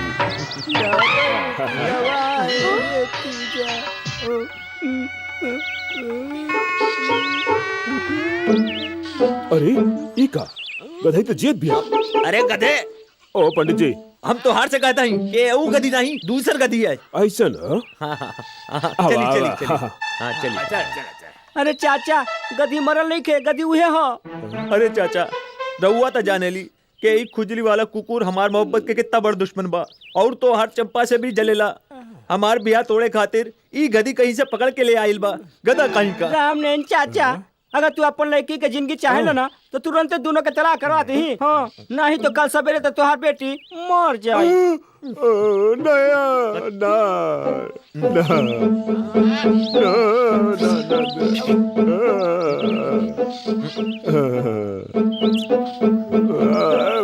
पंडित जी अपन राहु केतु की भाषा में समझाइए इनकरा के।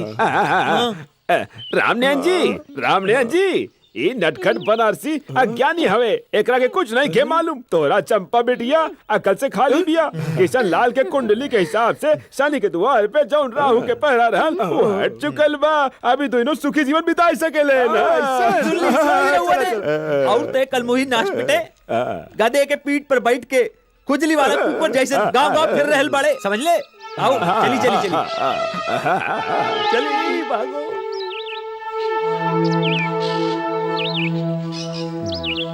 ले साहब मीठ मीठ लस्सी, वो मलाई मार के। यहाँ वा। जी साहब। तोरा नाम कहा? हरिया साहब। कब से काम कर रहल बड़ा? ये कोनो 5-6 साल हो गए हुजूर। तब तो अर्जुन डकैत के बारे में बहुत कुछ जानत हुए। अर्जुन डकैत? नाम तो सुन ले है जरूर, कबो देख ली ना।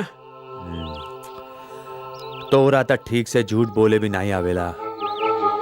हम अच्छा से जाना तानी कि तू अर्जुन डकैत के बारे में बहुत कुछ जानेल। हमरा के ओकर ठिकाने का पता चाहिए। एक काम के खातिर हम तोहरा के निमन पैसा देब।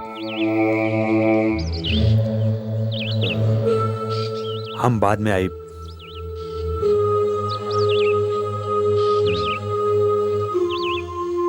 कैसन खबर ले आइल हवा नटखट? एगो खास खबर लेके आयल बानी बाबू लोहार। एगो अजनबी मनई ढाबे पे आके अर्जुन भैया के बारे में पूछताछ करत रहल। कौन हो सकेला वो अजनबी? हमरा तो लागत बा वो खुफिया पुलिस के आदमी होखी। वो जौनो होए, अर्जुन सरदार तक पहुंचे से पहले ओकरा के ऊपर पहुंचा दिया जाए।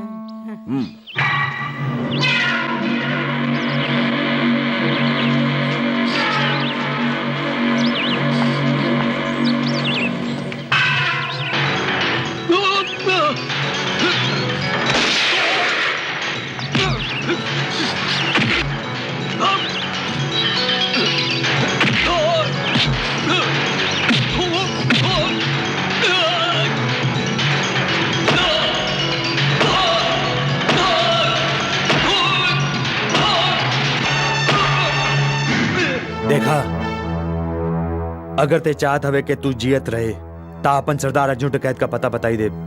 हम अपन जान दे सके नहीं, पर अपने सरदार के साथ है गद्दारी नहीं कर सके नहीं।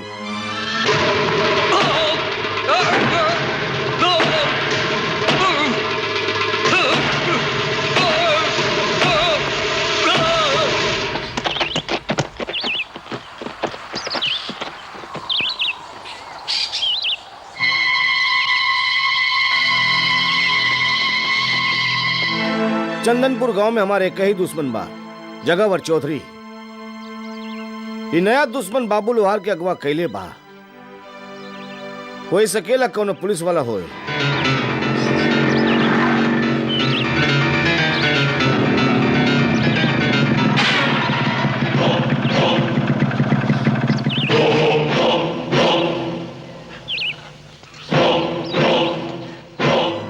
देवा नाम है हमरा, देवा।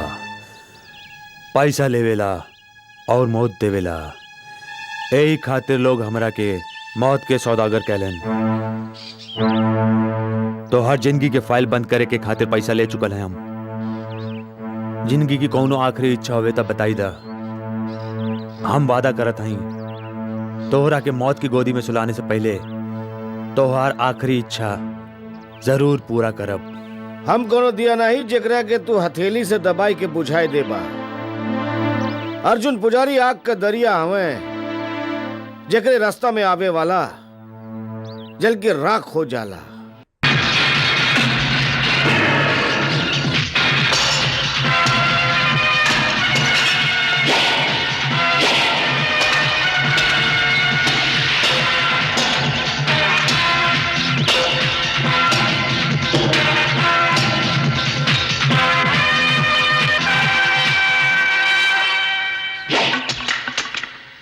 तुम्हारा नसीब अच्छा है कि सूरज डूब गई।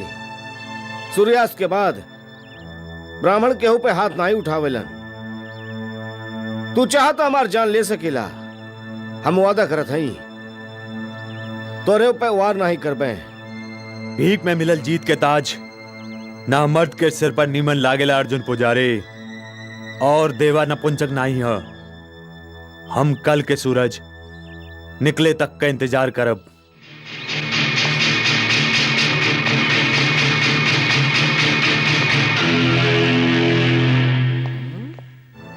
नटखट बरार से जौन अजनबी नौजवान तोहरा से अर्जुन सरदार के बारे में पूछताछ करे रहल, वो ये गांव में कहीं छुपल बा और तोहरा के पता लगावे के बा कि ये भगत कहवा बाऊ।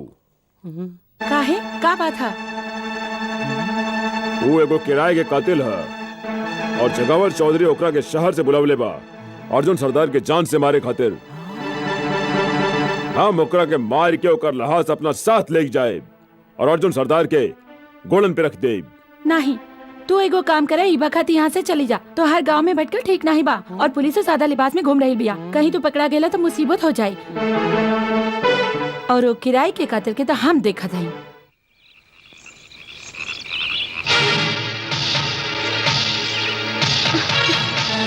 काय खातिर आइल हुआ यहाँ? तो हर सोअल आत्मा की जगावे खातिर और ये बतावे खातिर कि अर्जुन पुजारी के माथे पे डाकू होवे के कलंक लागल बा, बाकी वो डाकू नहीं बा। वो लूट मार के खातिर हथियार नहीं उठावले बा।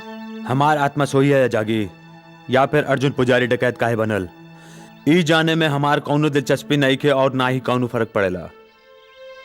हम एगो पेशेवर कातिल हई, सुपारी लेके खून करब ही हमार पेशा है। जानत हई, और यही खातिर हम तोरे से एगो सौदा करे आयल हई, लेकिन ओकरा से पहले तोहरा के अर्जुन पुजारी के बारे में कुछ बतावा चाहत हई। नमस्ते ठाकुर साहब, ई गांव वाला रहुआ के राउत जन्मदिन के बधाई देवे खातिर जमा भइल बाड़न। बोला ठाकुर साहब के जय, ठाकुर साहब का जय, ठाकुर साहब का जय, ठाकुर साहब का जय। ठाकुर साहब, हम आपका लंबी उम्र का प्रार्थना करत हई। आप हम गांवलन पे बहुत उपकार कैली हैं, वो हमनी के भुला नहीं सकेली। अर्जुन, तू तो जानेला कि गांव हमनी के पुरखन का है, यही लिए ई गांव से हमके बहुत प्यार है। ई गांव के लोगन खातिर हमसे जौन भी छोट मोट काम भइलू हम कैली है, लेकिन कोनो बड़ा कारनामा नहीं है। लेकिन हम तो सबसे वादा करते हैं कि हम जब तक जियत रहब, ई गांव का खुशहाली खातिर, ई गांव का तरक्की खातिर हमसे जौन भी बन पड़ी हम जरूर करबे। ठाकुर साहब, ये लिए हम गाँव वालन की इच्छा है कि अगले चुनाव में आप अपने गांव से लड़ी। हमने की विश्वास बा कि आप एमएलए बन के ये गांव को उद्धार करबे, जैसन आप लोगों की इच्छा। विक्रम, तू हमार रास्ता काहे रोकले बाड़ा? रजनी, भरल जवानी में तू विधवा हो गईलू, एकरा में तुम्हार कौन दोष बा? भगवान तोरे साथे बहुत अन्याय कैलन। तो एगो काम कर, रात के हमने के हवेली पे आजा, वहां हम तोहरा के इतना प्यार करब कि तोहार मन खुश हो जाई, और बरसन के जवन तोहार प्यास हुई वो बुझ जाई। एगो विधवा साथे ऐसन बात करत तोहरा के लाज आवे की चाहिए। वादा करबू रात के आवे के तो प्यार से जाए दे, नहीं तो जबरदस्ती लूट ले तोहार इज्जत। विक्रम, तू का समझेला ई गांव में तोहर बाप के राज चलेला, जो तू कोनो लड़की के साथ जबरदस्ती कर सकेला? खबरदार, दोबारा एकरो और आँखी उठावला ता बहुत बुरा अंजाम होई तोहार। चला रजनी। नहीं फूलमती, ठाकुर विक्रम प्रताप हमरे बहन के बुरी नजर से देखे की हिम्मत नहीं कर सकेलन। उनके साथ तो हमारे कोनो दुश्मनी नहीं थी। दुश्मनी नहीं के त का भाई? ठाकुर त गाँव के बहु बिटियन के अपन बाप के जागीर समझेला, और ओकर बस चले ना तो हर जवान लड़की के अपन हवस के आग में जलाई देवे।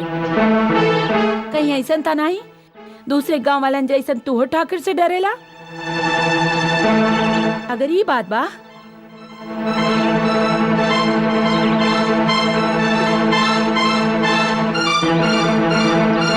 तईला चूड़ी और पहला ही के, ताकि तोहर बहन के पता लग जाए कि कितना बदनसीब हवे वो, जेकरा तोहरे जैसन कायर भाई मिलल बा।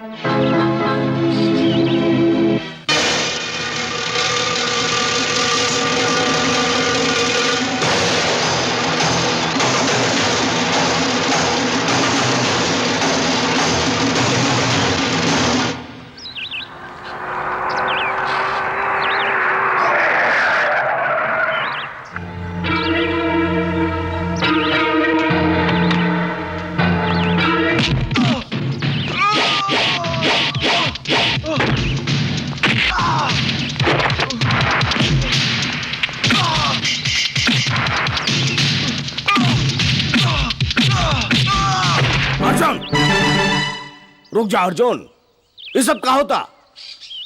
ये अपन भाई से पूछी ठाकुर साहब, एक समझा दें। अगर ये हमरे बहन के ऊपर बुरी नजर से देखे की कोशिश कैलिस न, तब एक एक काट के जमीन में गाड़ देबे। आज तू ये ठाकुर के, ये गांव का ठाकुर के अपना ही निगाह में गिरा देला। इतना गंदी हरकत करते हुए भी तोरा के शर्म ना आए? ये गांव हमनी के है, ये गांव का हर मनई हमनी के परिवार जैसन है। काशीनाथ, काशीनाथ ये गांव का पंडित हमक पांडे, और तू पंडित के बिटिया पे बुरी नजर रखला, नालायक, बुरी नजर रखला तू। हमार भाई जौन जलील हरकत कैले है, ओकरे लिए हम हाथ जोड़ के माफी मांगत है, हमके माफ कर दा।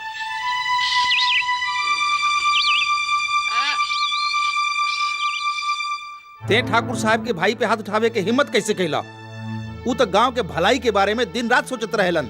ई कैसे हो सकेला कि उनकर भाई गांव के बहू बेटियन पे बाउर नजर रखे। बाबूजी आप हमरे पे विश्वास रखी, फूलमती अपने अखिए से देखे। सफाई देवे के कोशिश नहीं करा। ठाकुर साहब रजनी के बिटिया जैसन मानेलन।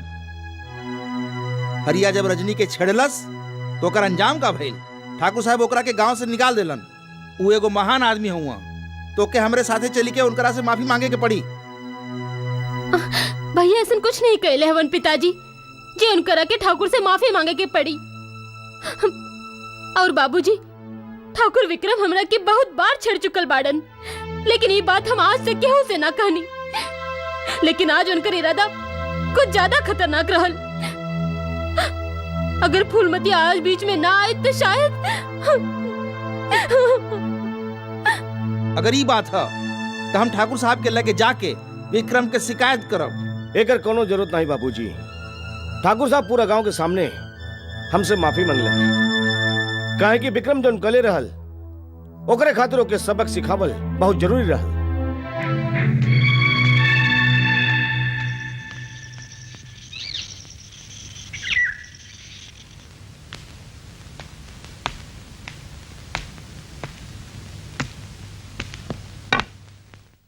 आवा अर्जुन, आवा आवा, स्वागतम स्वागतम।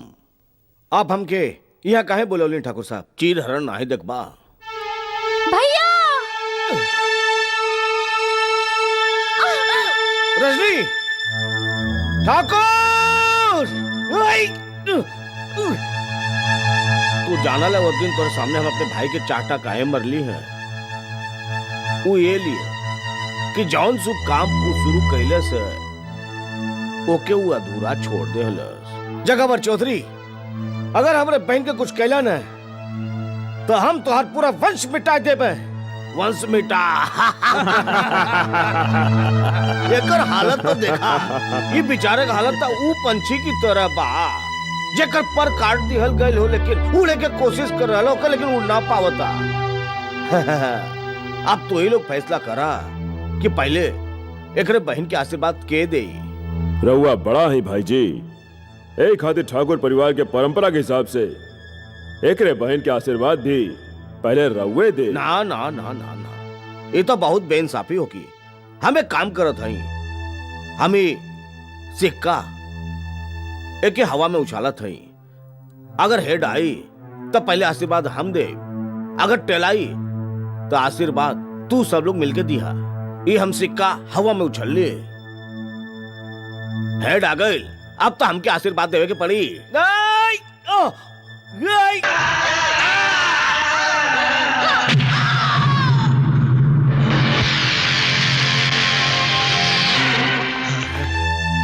भाई जी, ये तो मर गई। अब का हुई भाई साहब? अगर पुलिस आइल तो हमनी फंस सकीला जा। ओहो जीजा जी, अगर रहुआ चाहे तो रातों रात लाश के कहूँ फिकवा दे। नहीं साले साहब, इलाज हमने के बहुत काम के है। गन्ना जी मालिक। बीरेंद्र जी बड़ भाई जी। गन्ना समझ गए ना? हाँ।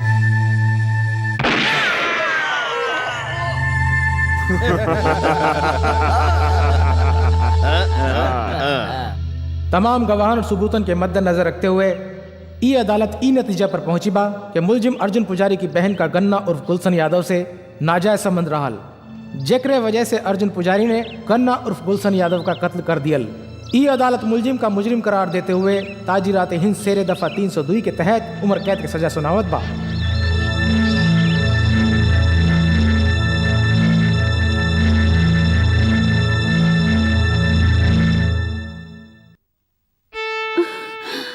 रउआ का कर लेली?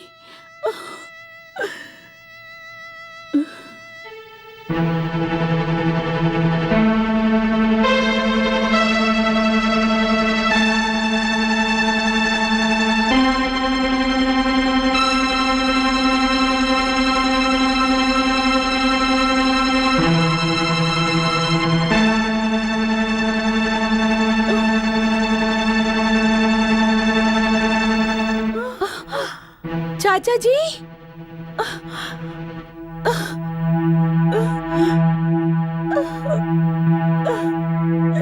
चाची, चाची,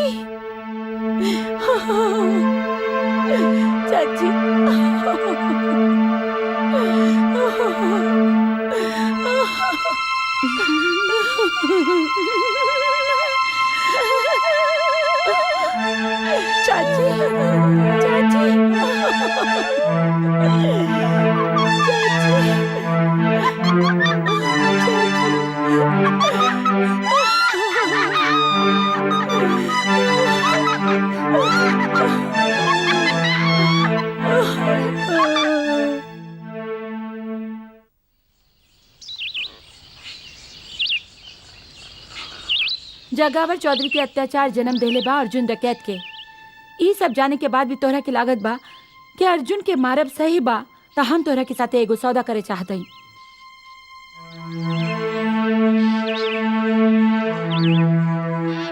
हम अर्जुन से बहुत प्यार करेनी और ओकरे खातिर कुछ भी करे को तैयार हई। हमरे पास दौलत तो नहीं, पर औरत के ऊ चीज बा जेकरा के पावे खातिर दुनिया के हर मर्द बेचैन हो जावेला, ओकर इज्जत। और अर्जुन की जिंदगी के खातिर हम अपन इज्जत कुर्बान करे के तैयार हई।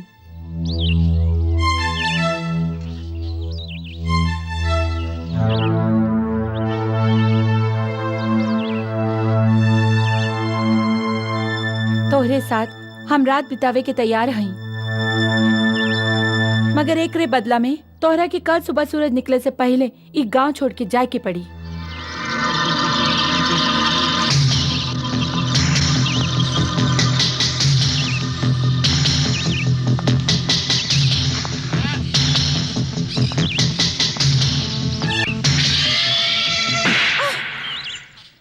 खून करब हमार पेशा, जिस्म के भूखा नहीं है हम।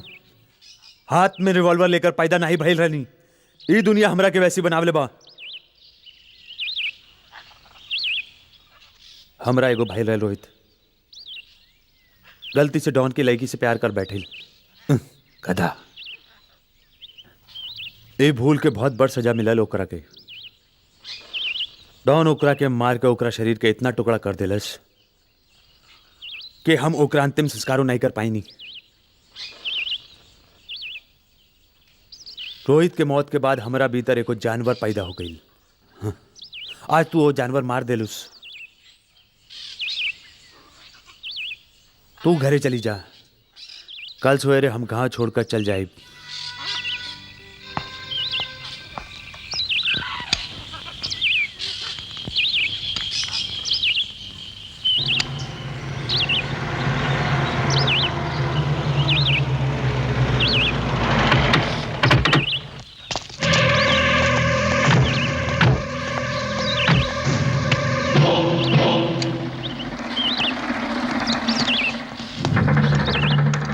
का बात है देवा, कोनो काम रहल तो जगमोहन से कहलवा दे ले होता। हमके बुलावे के का जरूरत पड़ गई? तो हर पैसा वापस देने खातिर ई बैग में वो 40 लाख रुपया बा जौन तू हमरा के अर्जुन पुजारी के मारे खातिर दे ले रहल। ई पैसा लौटाओ के का मतलब है तुहार? मतलब साफ बा कि हम ओकरा के मारल नहीं चाहते। का हम एकर कारण जान सकेली? वजह बतावल हम तोहरा के जरूरी नहीं समझनी, लेकिन हम जरूरी समझेली। देवा शायद तू ये भूल रहा हुआ कि तुहार शहर नहीं हमार गांव है। यहाँ बस हमार राज चलेला, हमरे इशारा के बिना तू यहाँ के सड़क भी पार नहीं कर सकेला। बचपन में हमरा के फुटबॉल खेले के बहुत शौक रहल। कहीं ऐसा ना होवे कि तोहरा धमकी सुन के ऊ शौक फिर से जाग जाए। इज्जत के साथ ऊ बैग उठाई के यहाँ से चला जा, नहीं था मजबूरन हमरा के तोरा गर्दन काट के तोरा ही लोगन के संगे फुटबॉल खेले के पड़ी, समझला? ये लौंडा बहुत फुटबॉल कर रहल बा। एक काम कर, फुटबॉल की जगह ही एक लात मार के गोल में डाल दा।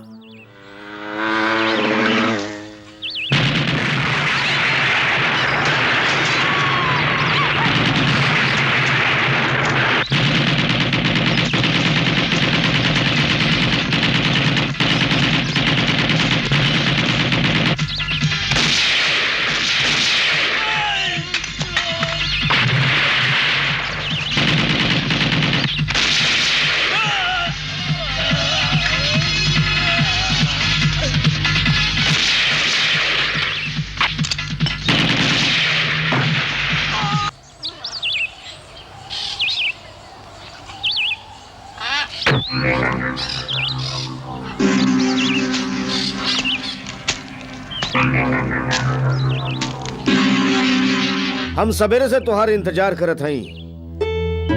सूरज सर पर आ गई और तू हमरे ठिकाना पे नहीं अइला। ये लिए हम खुद तोहरे पास आ गईली। अब अहिनो तोहरे खातिर तोहार जिंदगी के दरवाजा खुलल बा देवा। अगर तोहार हौसला टूट चुकल होखे तो तू हमसे माफी मांग के तू यहाँ से जा सकेला। हौसला तो अब इतना बा कि हम चट्टान के सीना चीर सके नहीं, लेकिन कल जौन देवा तोरा से मिलल रल आज वो मर चुकल बा। तोरे नाम के सुपारी जगार चौधरी के वापस करके हम यहाँ से जा ही रहे हैं।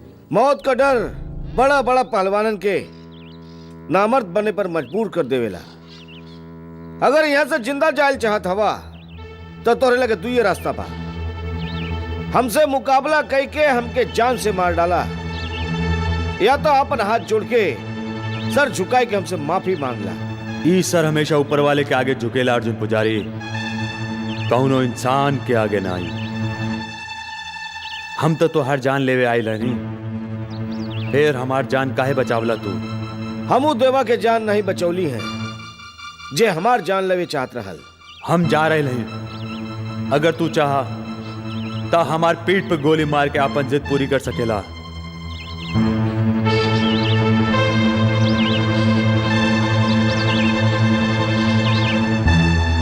सरदार रवा कहीं तो वहीं एक गोली मार दे। नहीं, ये मर्द आदमी है, ये यहां से मौत के डर से नहीं जा रहल बा। ज्यादा एक रखिए। बड़ भाई जी, हमने लगे एक ही मजबूत हथियार रहल, वो हमने के हाथ से निकल चुकल बा। देवा हमनी के लोग जो ओकरा के मारे वहां गईल रहन, उहो नाकाम होई के लौट अइलन। ऐन मौका पे अर्जुन वहां पहुंच गई और वो देवा के बचा लेलस। बड़ भाई जी, हमने लोगवा जौन देवा पे हमला कैले रहलन, ओकरे बाद वो चुप नहीं बैठी।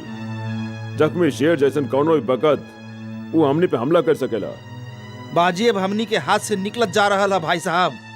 बड़ भाई जी, अब अर्जुन और देवा वो दोनों खत्म करे खातिर अब खुद हमनी के सोचे के पड़ी। इलेक्शन के अंदर हमारा हार हो कि या जीत, ये बात के बात बा। मंत्री बने के सपना साकार करे के लिए ये जगावर चौधरी एक नपुंसक के लेखा अपन आप के बर्बाद होवत नहीं देख सकेला। अब हमारे एक का मकसद है, अर्जुन देवा का मौत। अर्जुन के माई के नरक का टिकट दे दा, ताकि वो चूहा खुद ब खुद बिल से बाहर निकले और हम एको मौत का बिल्ली बन के एक ही झटका में ओकरा के खाओ निकल जाए। ओम नमः शिवाय, ओम नमः शिवाय, ओम नमः शिवाय। तो सबे हमार पति और हमार बेटिया की सराद खातिर आयल हो ना? हमार बेटा अर्जुन है ना, पूजा के सामान लेवे गइल बा, अभी आवते होई। बैठी बैठी बैठी बैठी बैठी ना, बैठी ना, बैठत है। ऊपर वाला कितना लेट दई हवे। ई बेचारी के सब कुछ छीन के एकरा के जियत लाश बनाई के छोड़ ले। काहे ना एकरा के नरक भेज के धरती का बोझ हल्लुक कर दही। आवा तोरा के तोरे बिटवा लगे ले चली। हमरा बेटवा लगे? हाँ हाँ, हम अपने बेटा लगे जाई। हाँ, हम बेटा लगे जाई। हाँ, तोरा क्या महीने अर्जुन के पास ले जाए। चला आइजा आइजा आइजा, अब ही तो हर बेटवा आवत होई। आई जाए हमार बेटवा। कब ले आई हमार बेटवा? ई देखा आ गई।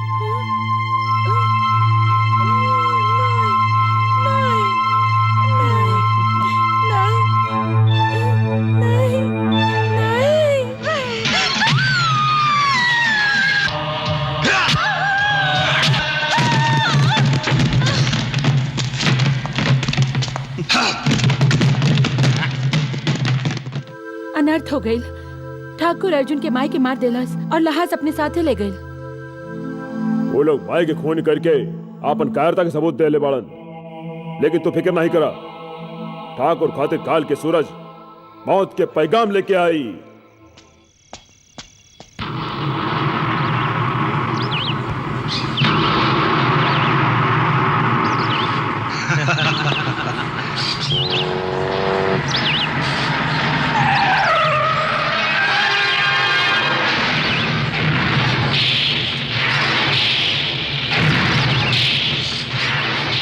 हम तोरा से लड़े नहीं आए जगौर चौधरी।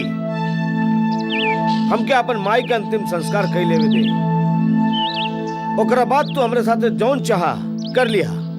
तू हमके आखिर में ही लिए मारे चाहत रहा ना, ताकि हमरे अर्थी के केहू कांधा न दे सके। देखा अर्जुन, देखा बाजी पलट गई है। अब हम तोके खत्म करके और तोहार और तोरे माई के लाश उ गंदी नाली में बहाई, जहां सारा गांव का गंदगी बहेला।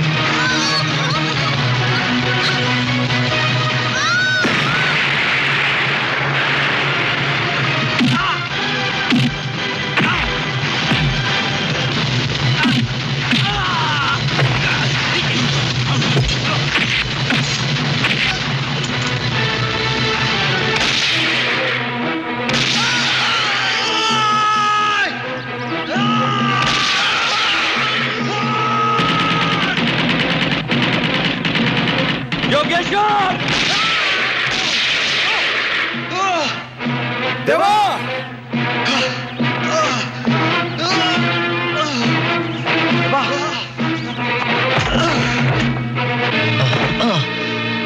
देवा, हम कहले रहनी ना अर्जुन पुजारी के देवा कबो हिम्मत नहीं हारेला। बखत आवे पे जान हार सकेला।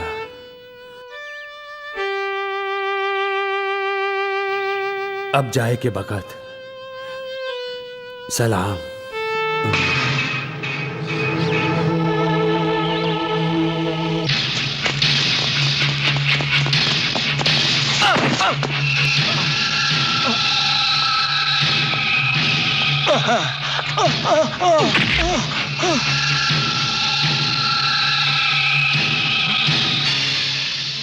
इस सिक्का देख के कुछ याद आयल जगावर?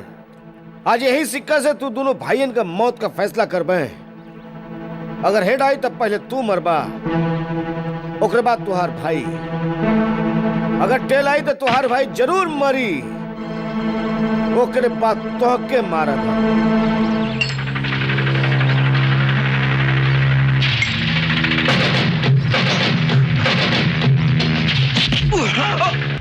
एकर मतलब कुदरत तू दोनों का मौत इकट्ठे चाहती है।